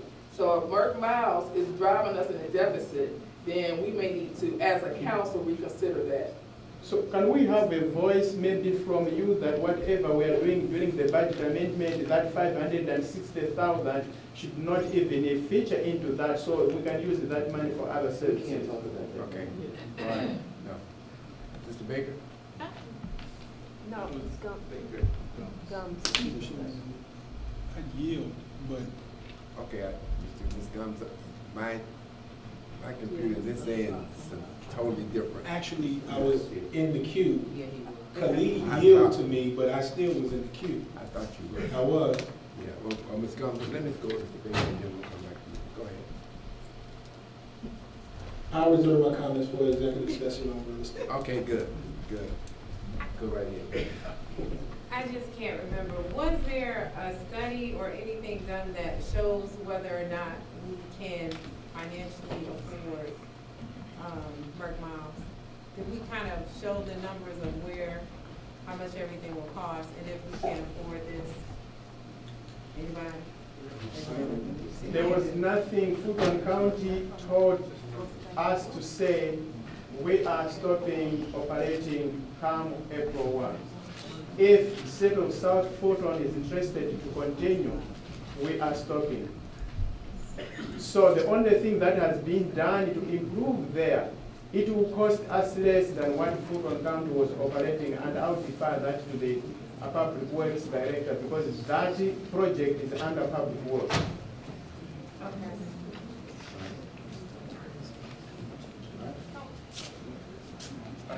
Can I make a suggestion, ma'am? Yes, you can. You have an item for discussion, and item D, item D, action item was actually I. So at that point, we can discuss the Merck Miles. I have all the information for you. I think I have an additional suggestion. I think the Merck Miles conversation clearly falls under real estate. I think there's some nuances related to it, and I think some of these answers would be very simple if we could discuss them in the parameters of executive session. So what I would recommend is that when we get to the Merck Miles discussion, we field those questions and some of those nuanced insights that I believe you want, address them in executive session, and then allow you to be able to take action if you deem appropriate once we return. All right, I agree with that. Okay, Ms. Gillian? I tend to look at the budget very conservatively, and in doing so, and listening to, your presentations when you come to the mic and you tell us the revenue and the expenses don't match up. That's a given. That at the end of 2018, our fund balance was in the deficit, which means that we don't have a cushion. Right. And we further don't have one with the contingency, not much of one. And so when you use that as a backdrop and compare it with all of the needs that we have, and then some of them are not so much needs as they are emergencies and things that we absolutely must take care of. So now we're juggling. Okay? So as we juggle and we find out that this budget is not going to get it, then the next comment is about borrowing money. And so when you borrow money, you have to pay it back. Okay? And so, now you got something else, like a third or fourth thing to juggle. And so we're at a point right now where we haven't gotten to the 6-month period when we're supposed to look at everything and where we have savings. That's where we really, really look for the savings after we get to the 6-month period, which is supposed to give us some clear indication of how to move forward in the next 6 months and what could possibly be left for us to take care of some of those things on this long growing list of to-dos that we have. And so I can't wait until we get to that point. And usually after month end, usually 15 days later, and that's sort of like a max, that's when we start getting the reports for the prior month and then year to date.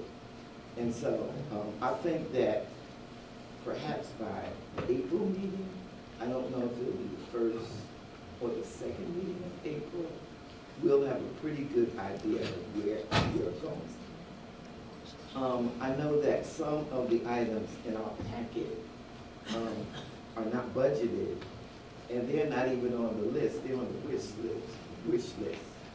And so at some point in time, I think we as a council are going to have to have the discussion of what can we really afford that is absolutely necessary and what can't be, and what we can possibly delay until later.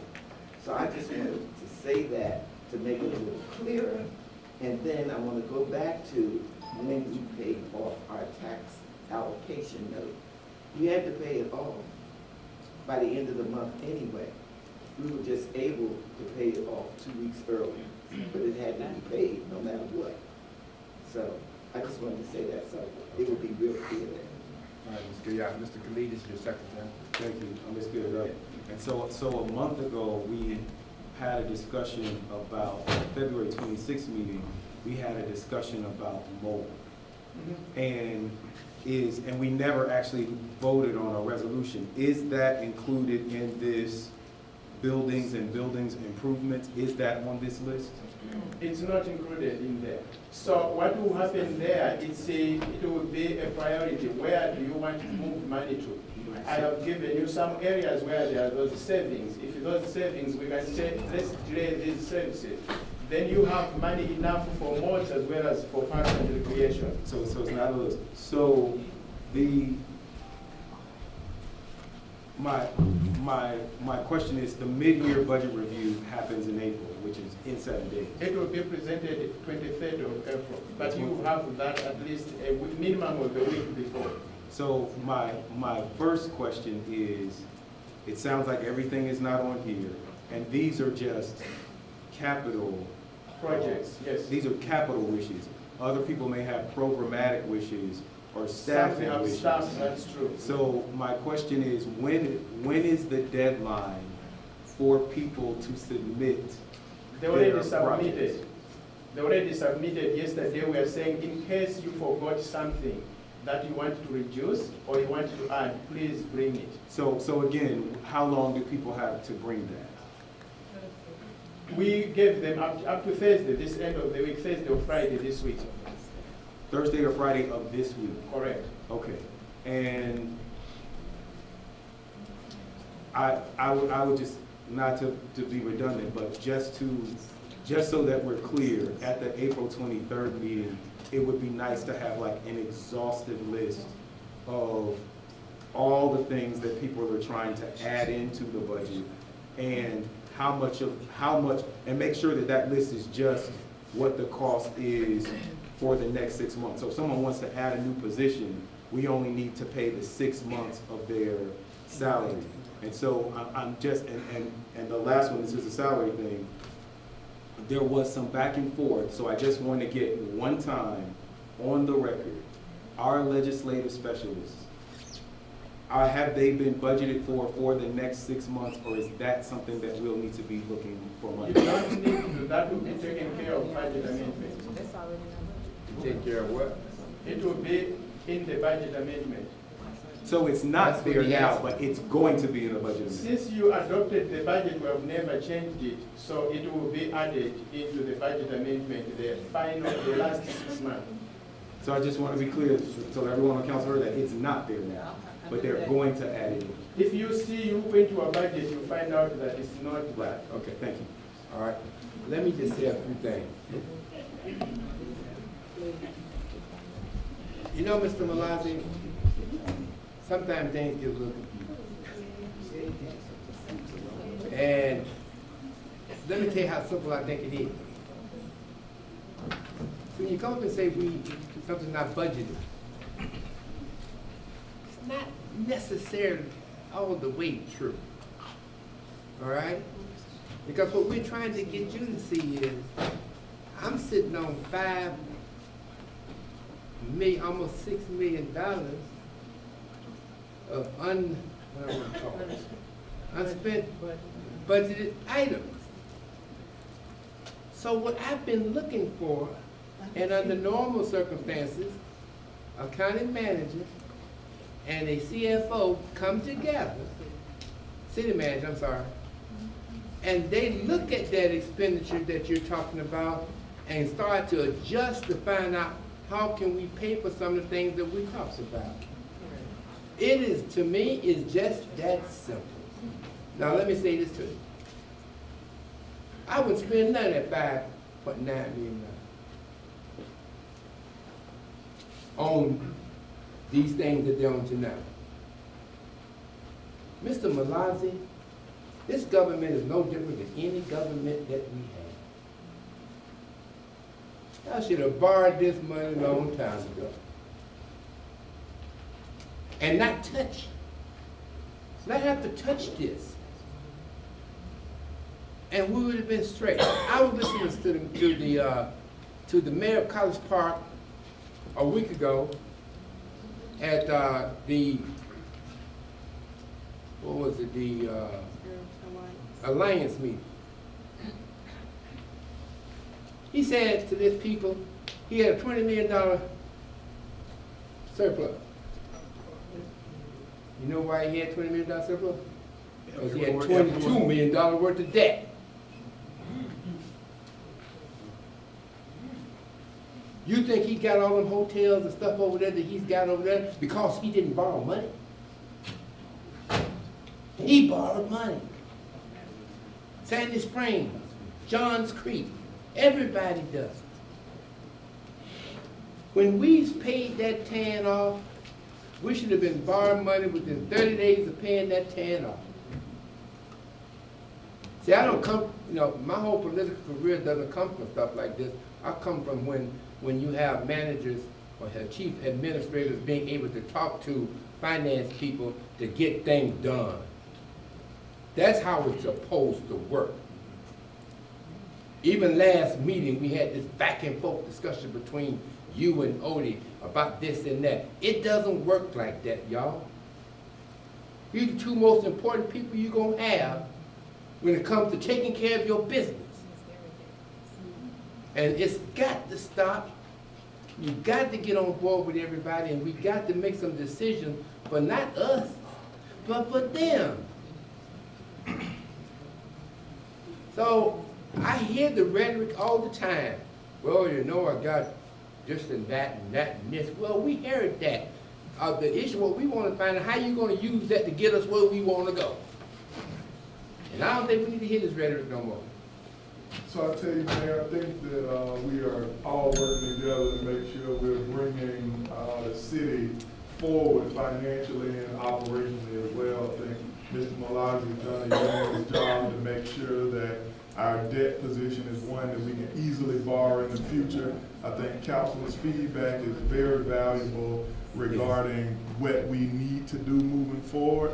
And I think given the process that Mr. Malazi has put together, where we'll evaluate what type of things internally we can and cannot get done, the next meeting will be a great opportunity for us to bring back something more tangible for the council well in advance of our April 23rd budget modification meeting, which you've asked for. But Mr. Mann, you do understand what I'm saying? I do, yes, sir. I mean, I'm just talking about, you know, Mr. Baker always talk about optics and things of that nature. But I'm just saying that we need to come together and look like we know that we have two important departments that are working together to make sure that we give the needs of the people who pay the taxes in this city. That's all I'm saying. We 100% agree. I think we met on those items today. We also met Friday, and we really tried to accelerate this process to get the council all of the information that you need in advance of that next meeting. I think we're talking about it today. We'll be even more prepared at the next meeting to make sure you have everything you need. I do believe, though, it would be helpful to get some specific guidance from the council on some of the items that you definitely want to see, or what might be, you know, some gray area. Merck Miles is one that I think is a big ticket item, but I would also want you to know that 1.8 million was specifically about a facility that we had talked about previously, that it was on the wish list but has been removed. So those two items add up to about 2.3 million, which I think changes our perspective quite a bit. So I just want to highlight it is not as gloom and doom as if we don't consider that. You know, that's a big difference when you say you're 3 million in the red, but yet 2.3 million is removed immediately. It's not actually a bad position, because internally, some of the things we're already holding, including those vehicles, I mean, there are a few things. I don't think we're in a bad position. We just need to give you some more clear information, and we're working together to do that. And for me to close out, I think you're absolutely saying what I'm saying, Mr. Manager. Yes, sir. But we have capital issues. And I don't feel like we can continue to go forward putting a Band-Aid on the cancer. I think that we need to resolve our capital issues. And to resolve our capital issues means that we got to borrow capital. Okay?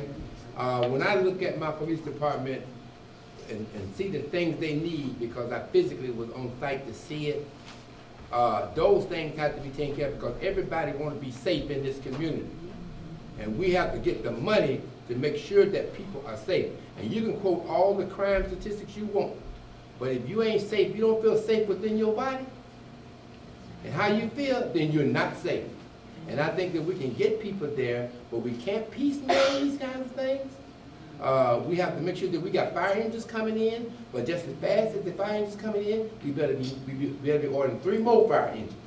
We need more police cars. So these are capital things that I think, Mr. Manager, that we have to home in on and get done immediately.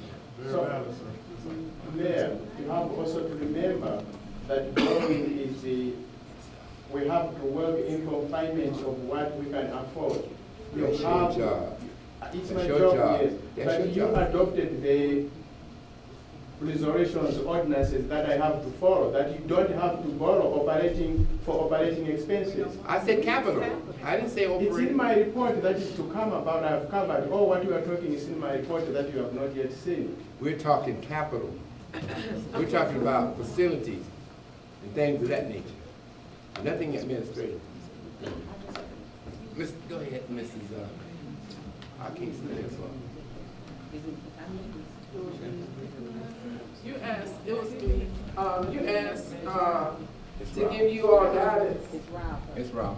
Well, did you No, I think I have a question. We've talked about this public safety, which was is there some new status update?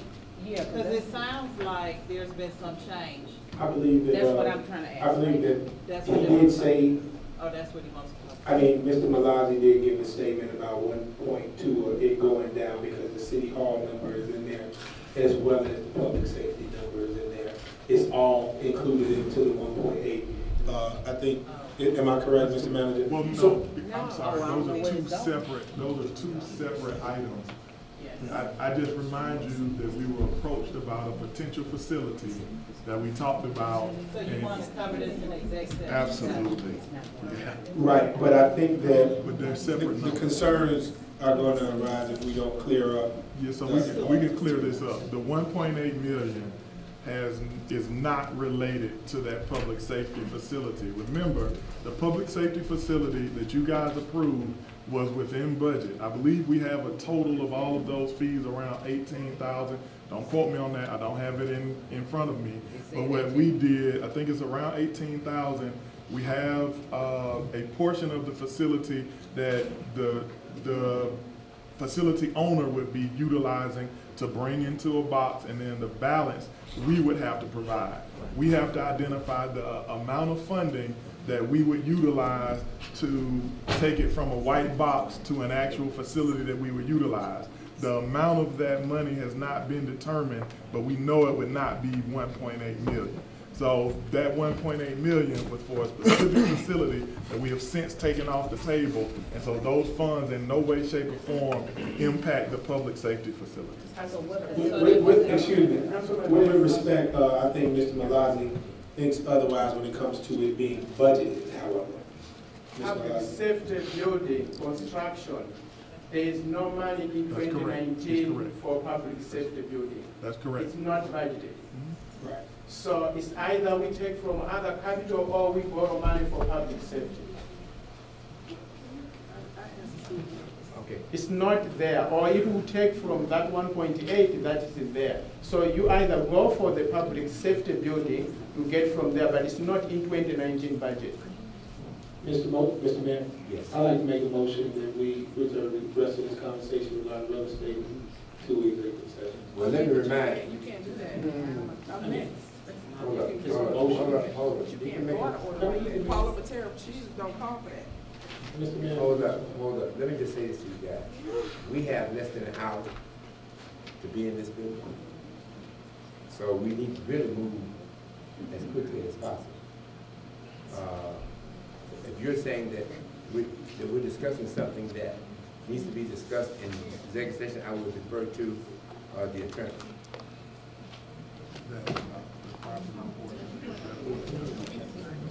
Yeah, I mean, as far as acquisition or any interest, I mean, I do agree that is better reserved for executive session. I'll second that motion. No, it's not a motion. No, just agree that we're discuss it like that.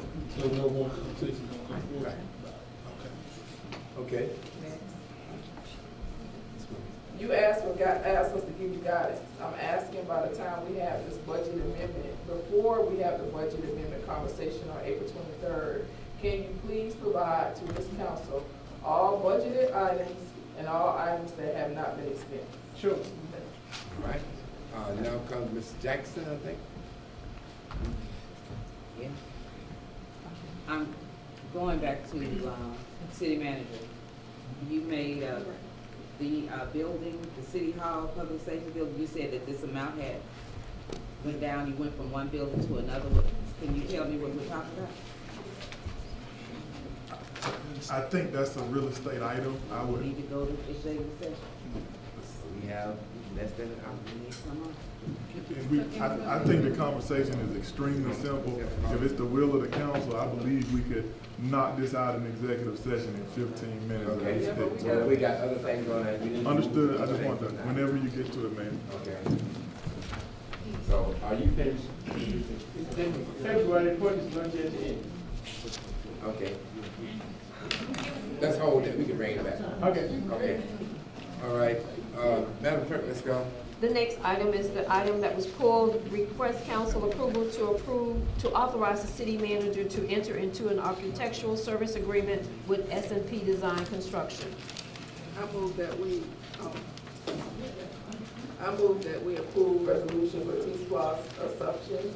That's not. I'm sorry. It's item G on the front page. I move that we approve, S&P, design, construction, AGR 2019-007. Is there a second? Second. Probably move the second discussion. I have a couple of comments.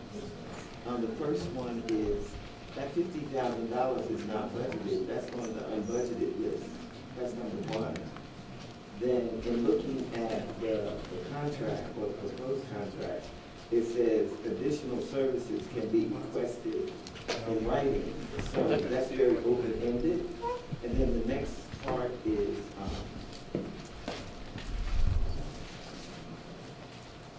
the process that could be on page 33. Just give me a second. That was under additional services. So my concern is that it's not budgeted and we're approving it, and additional services could be requested in writing. And I think that's too open. Ms. Balance, swear it down. Yes, ma'am, you stand correct. The item was not budgeted, and it's a request for schematic design services. It is a way how to assess what you want to see in the future building for the city of South Fulton. $50,000 will perhaps give you an alternative of what you're looking for down the road. The dollar amounts that you'll be approving, it will be an initial cost when it comes to design of the actual facility. That will be related to the cost of the facility. I know all of that, and my concern is, where's the $50,000 coming from, since it's not budgeted, and then I'm not comfortable with the sentence in there about additional services that says it can be performed when the client requests it in writing. So under it, there are some items that could be big ticket items. So that's kind of open-ended to just be able to request it in writing and to move forward with getting additional services. Those are my two issues. I think you're talking, if there's something that we're saying upon approval. Yes.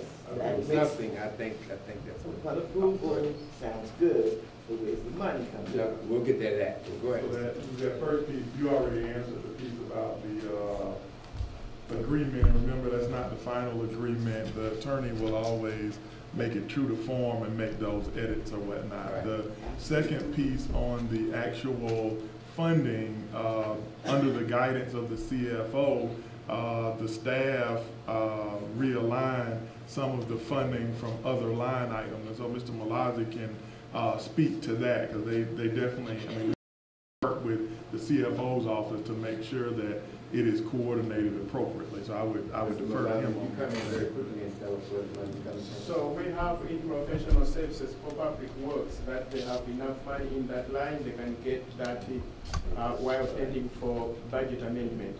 So could you, Madam Attorney, would you, at your request, change that language to say upon approval? Yes, certainly I can get with Councilwoman Gilliard after the fact too. The authorization tonight is just requesting us to create, and we have a professional service template that we use with purchasing. So we'll adhere to that and then we'll modify it subject to. I think that was something changed.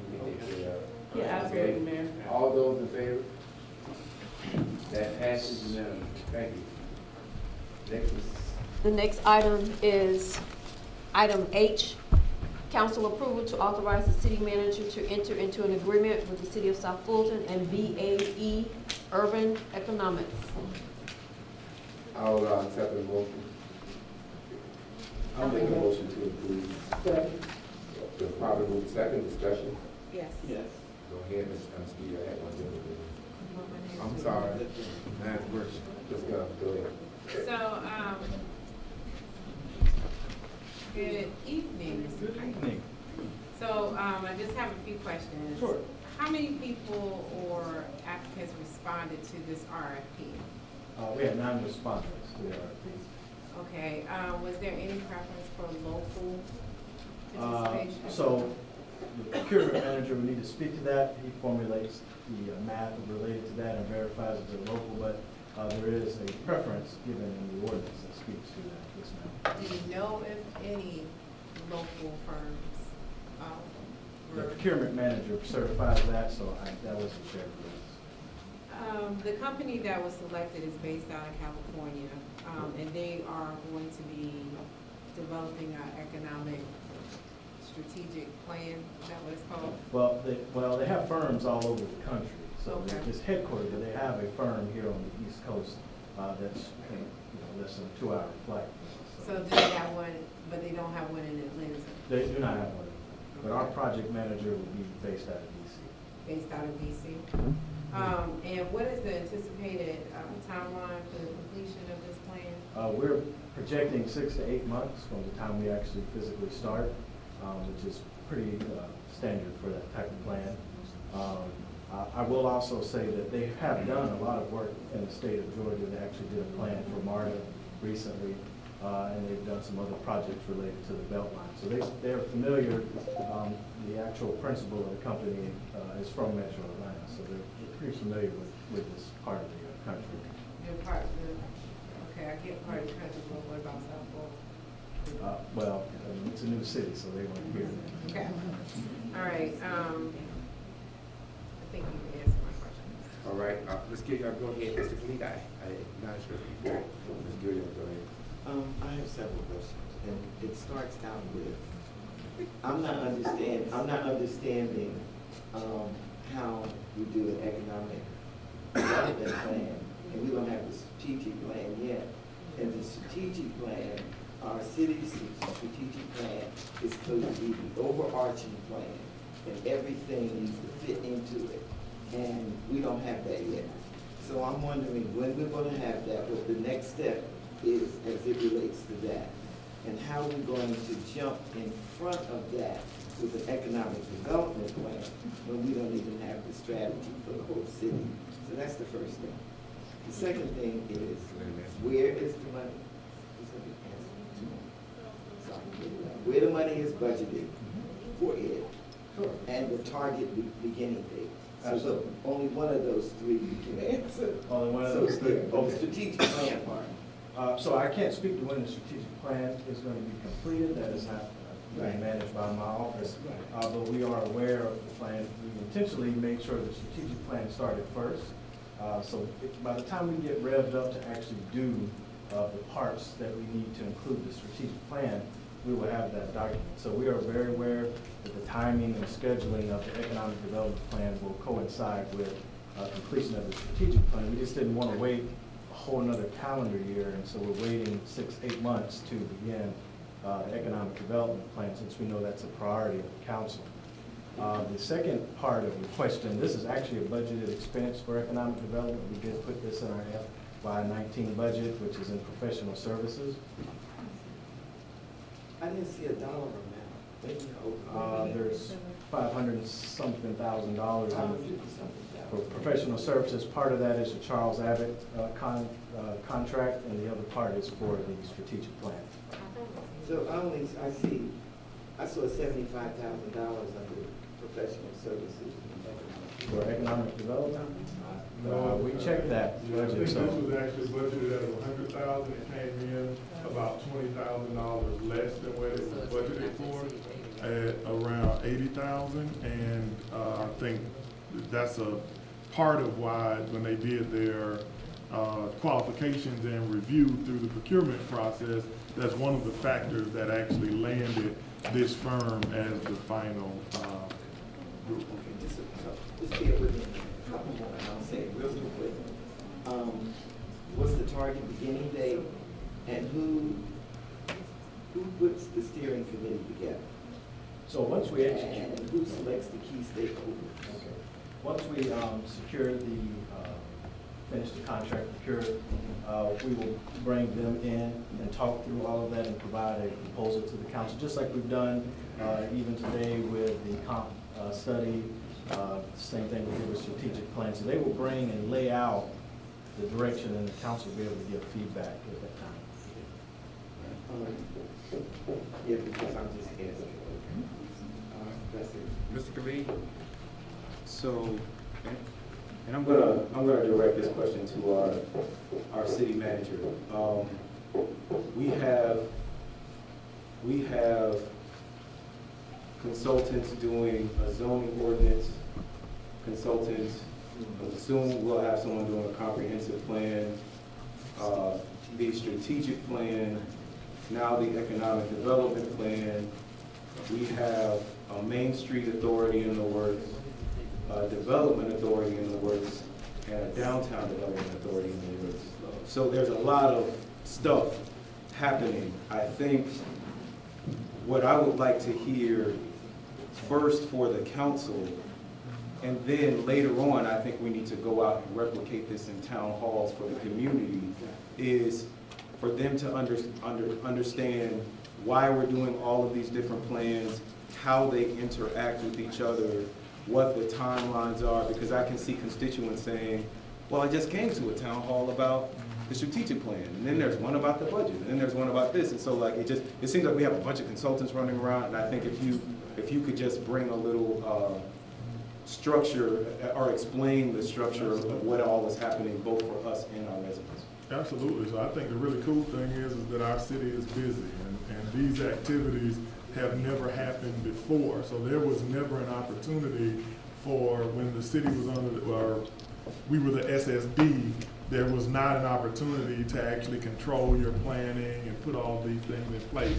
As such, I think what is happening now, and why this economic development plan, which I think is actually not the final, but a very important cog for all of those other things. So you have your zoning ordinance, which you're working on currently right now, which will be followed by the comprehensive plan. I think Councilmember Gilliard, not just tonight, but really, at least since I've been here, if not before, has been very much harping on the importance of the strategic plan because it's overarching. And so now that your strategic plan is, I think they're a month or less away from bringing back the first draft back to you for review, well, that document is your overarching, and now you have additional prongs that connect the dots. So one piece that has been missing for a while is your park master plan. That will be coming back to you very soon. You also have your zoning piece and your comprehensive plan, which will control land use in conjunction with your overall strategic plan for the entire city. But then with these other economic development activities that you have, remember with the DDA and your DA, that responsibility to a certain extent now leaves the council, and you have this separate body that will be coordinating those activities on your behalf. And so by having that group out there, it is important that your economic development plan help guide and lead them in coordination with your overall wishes for the city and your strategic plan, and in alignment with your land use activities from your comprehensive plan and zoning ordinance. So they all have to work together. And so I 150% agree with Councilmember Gilliard that the first step is laying that strategic plan. But you don't want to not have, especially new council, new city, these other plans are also guided by you, and so they have to kind of tell the story as you move forward. So what do we want with land use? Great. How do we want our zoning to be coordinated? Great. Now, economic development plan, ensure that our vision for Destination South Fulton aligns. Now, DDA, Main Street Program, DA, look at this piece that we have put together and abide by it as you coordinate. So it's not which comes first, the chicken or the egg. It is, we ain't had no chicken or no egg, so let's put it all in place and you guys follow our vision. And so the procurements have kind of been, if you follow, they've been in that process. Strategic plan first, you actually started meeting on that in the last fiscal year. It just takes a while. And then you came back with the zoning ordinance and comprehensive plan. Now you're getting economic development. Next you'll get parks. And so it is a method to the madness, but I think your question is on the interrelatedness for the public as well, which is important. So as soon as these procurements are done, especially with this final one, we'll be convening all of those who have been assigned and have them in a room to say, okay, you're asking staff, because I'll tell you, staff can't do all of these different town halls. It's tough. And so how do we come together? What's your plan? What's your plan? What's your plan? And how can we do a massive town hall? I would revert you back to not this last city manager's report that we presented, but the one before, where I mentioned we will be bringing back the subject matter in town halls in that memo that was attached. That process is the process that we're utilizing.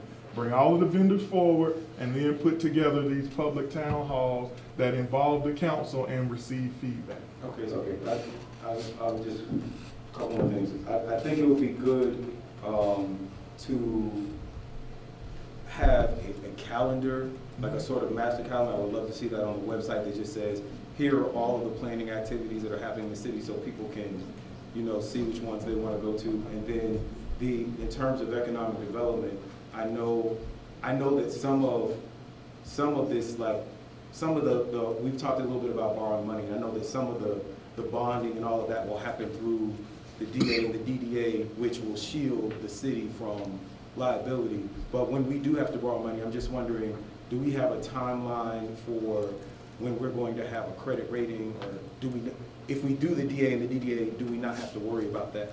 So I would defer to the CFO on the timeline for the bond ratings and things of that nature. But I know we've met with a variety of different banks, and there's certain thresholds that you have to meet. But I again defer to the CFO on those activities.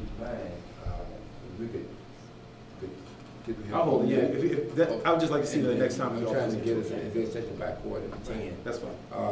Madam Clerk, there were some things that were taken off consent. Ms. Gilliard had something, a resolution. I want to go and vote on those. Okay, but there's a motion on the floor made by Councilmember Khalid and seconded by Councilmember Willis to approve the BAE economic, All right, all those in favor? That passes. Go ahead.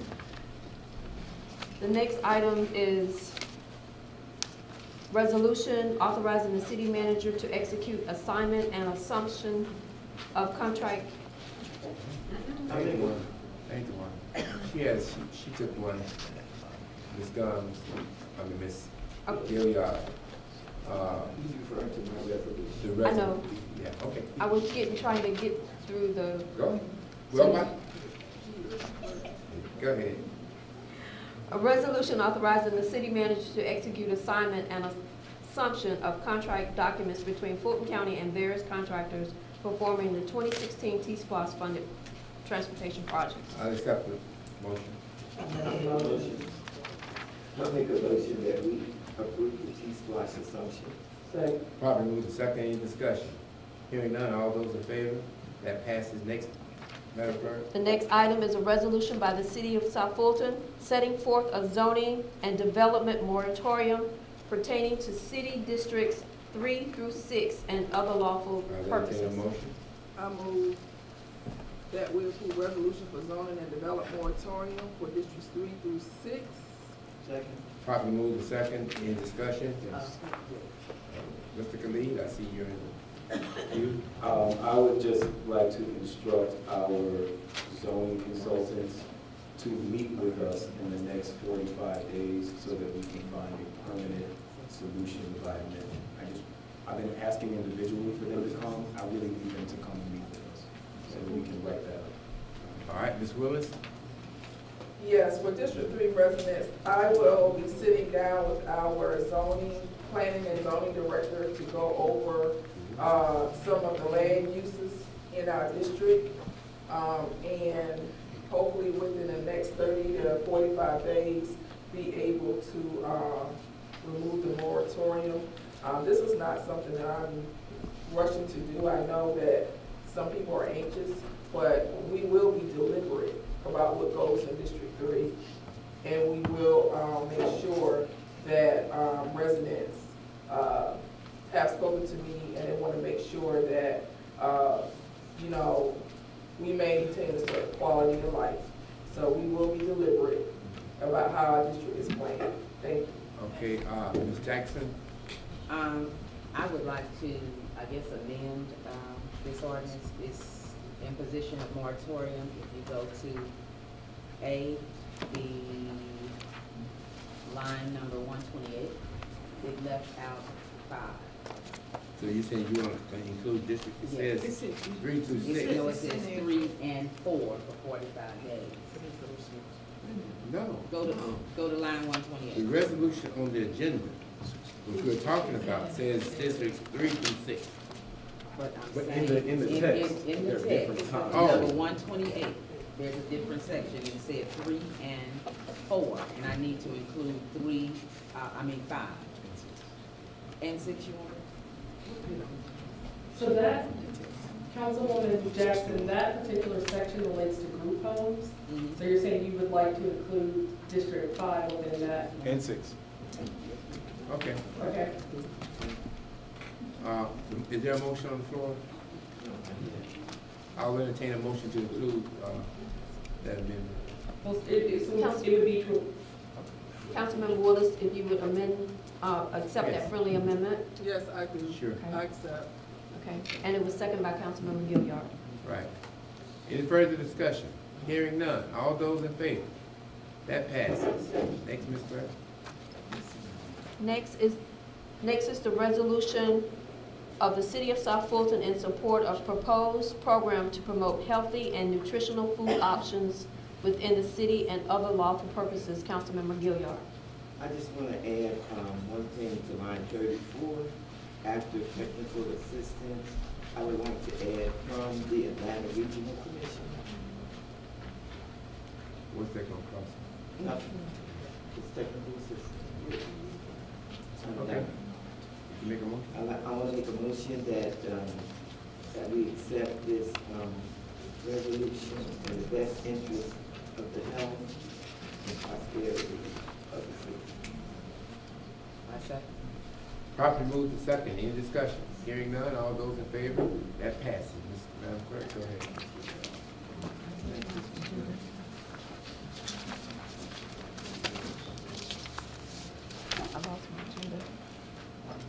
The next is an ordinance, the second reading, an ordinance creating Title 17, Animal Control of the City of South Fulton Code of Ordinances. We pulled it. Pull that to the next, which meeting was April 26th. Next is action item, request to approve the authorization to the city manager to enter into a contract with VSM Enterprise to operate and manage work miles. I'm gonna make a motion, I'm sorry. Go ahead. I'm gonna make a motion that we hold that to that executive session.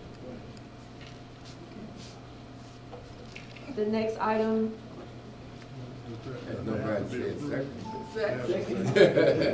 About the kid. Probably move the second. All those in favor? Okay, next. Madam Clerk. council approval for the finance department to hire an additional accounting associate utilizing funds in the adopted FY19 budget. I'll entertain a motion. I move for the approval of finance department to hire an additional accounting associate. Second. Probably move the second. Any discussion? Hearing none. All those in favor? That passes. No, not. Next, we have the city manager's monthly report. No. You did one last We, all right, Discussion, yeah. Go ahead. Okay, so, this is one of my, concerns and pet peeves. On Saturday, March the 23rd, there were about 6 to 8 horses that were loose on Butner Road. And so much so that I was called out of a meeting to come and corral 6 to 8 horses. I called the mayor, I called the police, the phone calls started coming into 911. The residents were informed that animal control was being dispatched along with our police officers. I think it started about maybe 6:30, 8 horses have traveled down Butner Road with cars going 60, 70, 80 miles, okay? It started to get dark. They even tried it off onto Thaxton Road. They was on Thaxton Road, they went into a subdivision. I had residents helping me corral 6 to 8 horses, which is unacceptable. I even had a resident that put the 6 to 8 horses behind a fence. They broke out the fence and still went and pooped on somebody's yard. That's number one. They've been through 2 subdivisions, including my own. We had to shut down the streets. I had to park my car. Trucks we had security guards, and animal control by 10 o'clock at night still did not show up to impound those horses. So I had both both of the horse farmers that were there. I have their contact information. I reached out to both of them. Everybody said they weren't their horses. So mysteriously, 6 to 8 horses just were dropped in District 2, running up and down the street. This is a safety hazard. This is not the first time that this has happened. Every time we call animal control, they don't come. They issue citations, they drop citations. I don't know what is going on, but I want this fixed, number one. And number two, I want to know how much we're paying them, because they said they were in Sandy Springs and they couldn't make it to South Fulton. Now we're paying them. That is a problem for me, because they need to be impounding these horses, especially when they're saying the owners don't want them. So I guess that's my first question, is how much we're paying them. Let me just say this too, Mr. Manager, my office has started, and Councilman Gunn knows, my office has started to put together a meeting with myself, Councilwoman Gunn, Animal Control, Code Enforcement, those people who deal with this. So we can, I mean, one thing that bothers me is that we got to find a process of identifying these animals and who they belong to. I mean, to go back to branding animals, I guess, like we did in the cowboys and stuff. But we need to find out how we're going to do that. So we got a meeting that we're trying to put together. So that is also part of the livestock ordinance that we've been working on. But also, Mayor, this will be the second time that we pulled animal control in. Yes. We pulled code enforcement in, we pulled the police in, and nothing is changing. This will be the last. I am very serious when I say that in the dark, people were almost hitting a 500-pound horse. And it is a safety hazard. I was scared myself because my daughter picked up the phone and called me and said, "Mom, we almost hit a horse." At this point in time, it's just ridiculous. And it's nothing, I mean, I don't know what we can do, but I just know that we're wasting money with animal control and we're not getting anything done.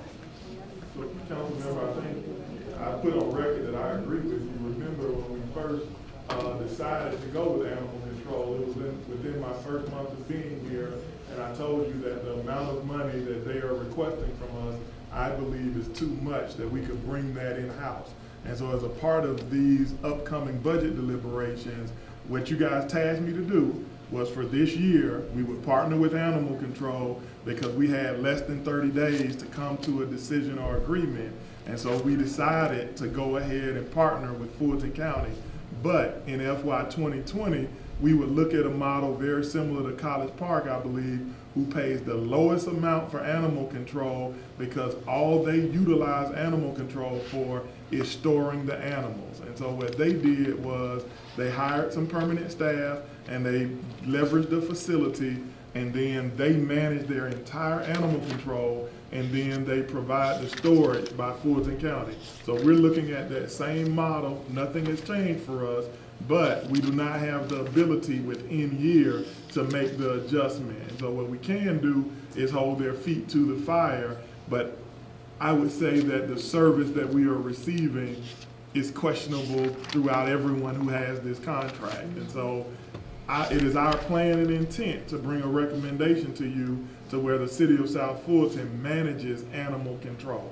And so we have not wavered from that commitment, and we'll move forward in doing so. And I think the meeting that the electeds have scheduled is one that we'll make sure that the highest level of management is a part of, and we'll hold the contractors' feet to the fire. But I mean, I think we've said it publicly, and we won't change that it is our hope and desire to bring that in-house so that you can hold us accountable instead of some nameless, faceless contractor.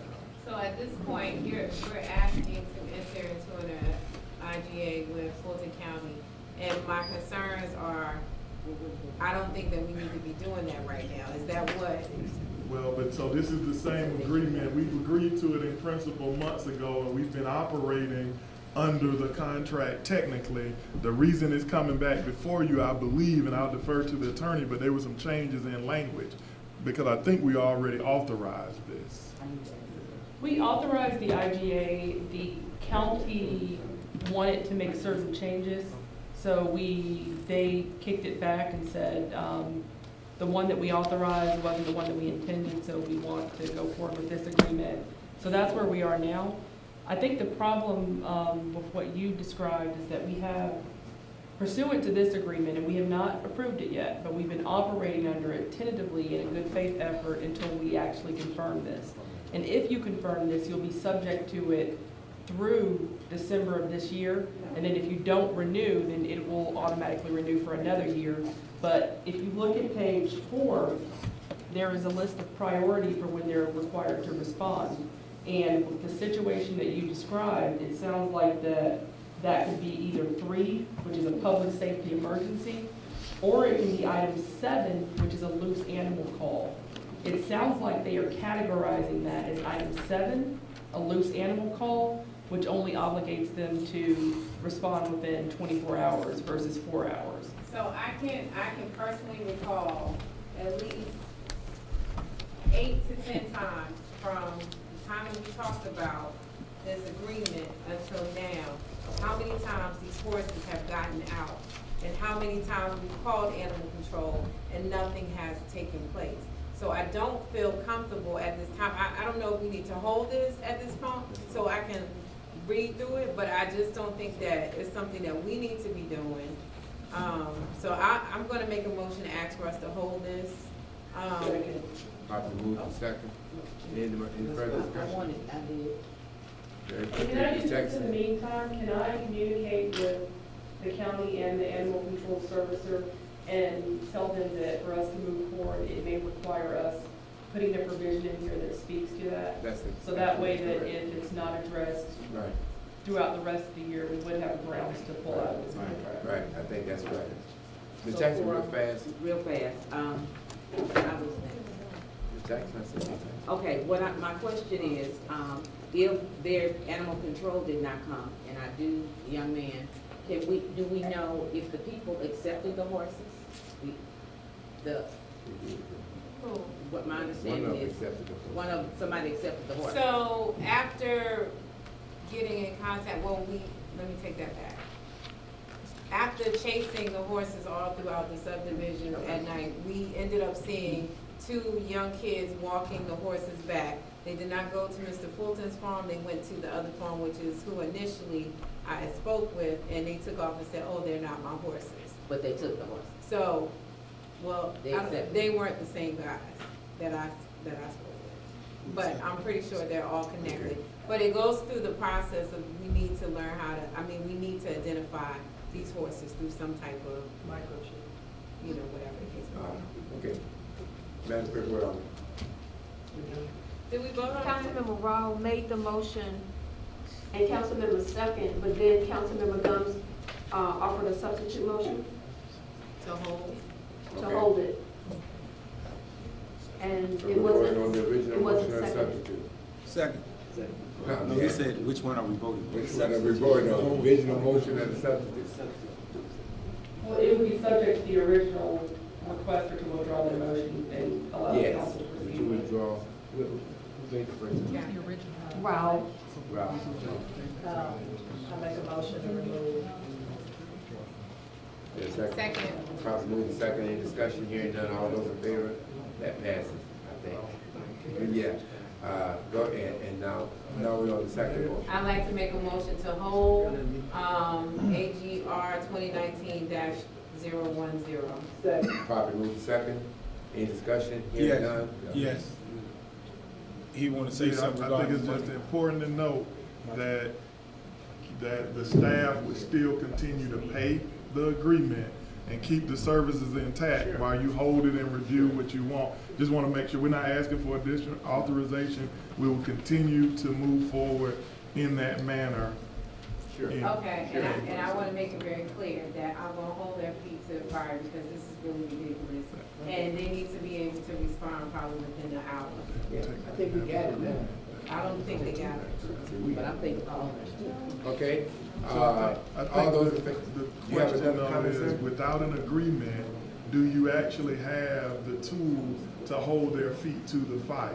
Well, we have an agreement, you just said we're gonna keep paying, so what are So we you- paying? So you're without an paying for agreement? animal control services, but you have not come to agreement on terms. Well, look, I'm not a lawyer, I don't wanna touch that part. Understand what you're saying. So legally, if we're paying, then if we're making the good faith effort to pay, then they have to make equal good faith effort to abide by the terms. I think the problem is just that their interpretation is different than your interpretation, because it sounds like you're classifying a loose animal as a public safety emergency, especially with the vehicles in the situation that you described. It sounds like they are classifying it as a loose animal. If you classify it as a loose animal pursuant to this agreement, they don't have to come out till 24 hours.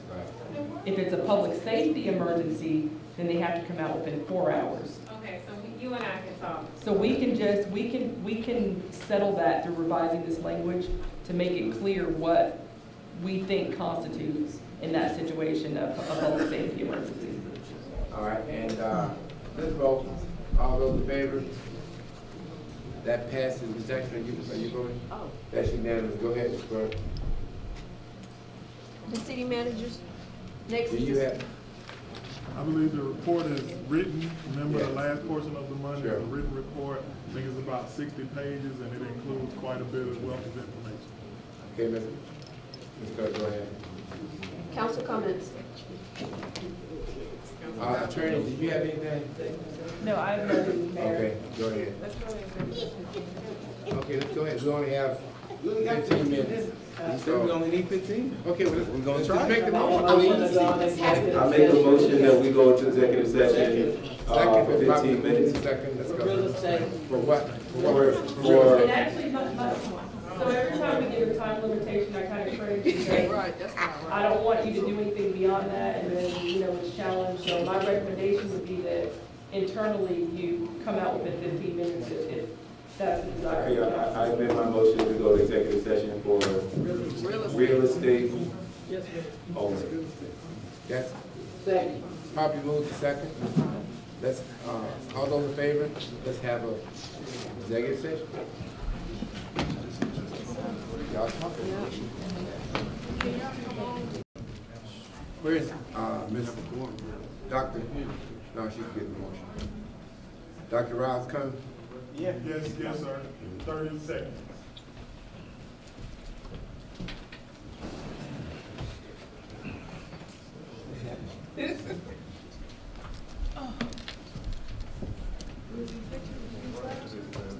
Mayor, you can go ahead and reconvene. No, Helen had one, so I had one that was mine. Was the rest of the regular?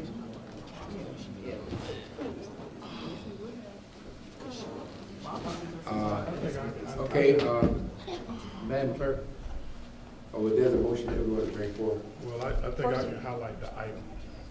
You need to make a motion to reconvene into the regular meeting. Well, yes.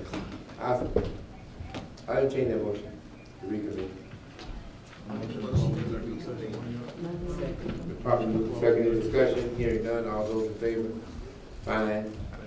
Madam Clerk? Mayor, I think they're waiting to hear who the second was. Second was Rose. Okay, Gilliard and Jackson. Okay, Yes. thank you.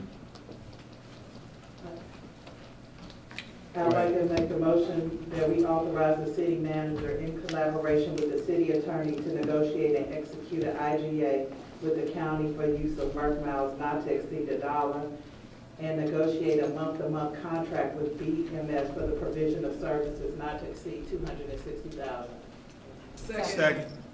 Been properly moved and second, discussion, hearing none, all those in favor? Okay. Did I close this in? Yes, you did. Okay. All right. For the record. To adjourn. I make a motion that we adjourn. Second. Properly moved and second, all those in favor? Any discussion? All in favor? That's adjourned. Love you, Joe.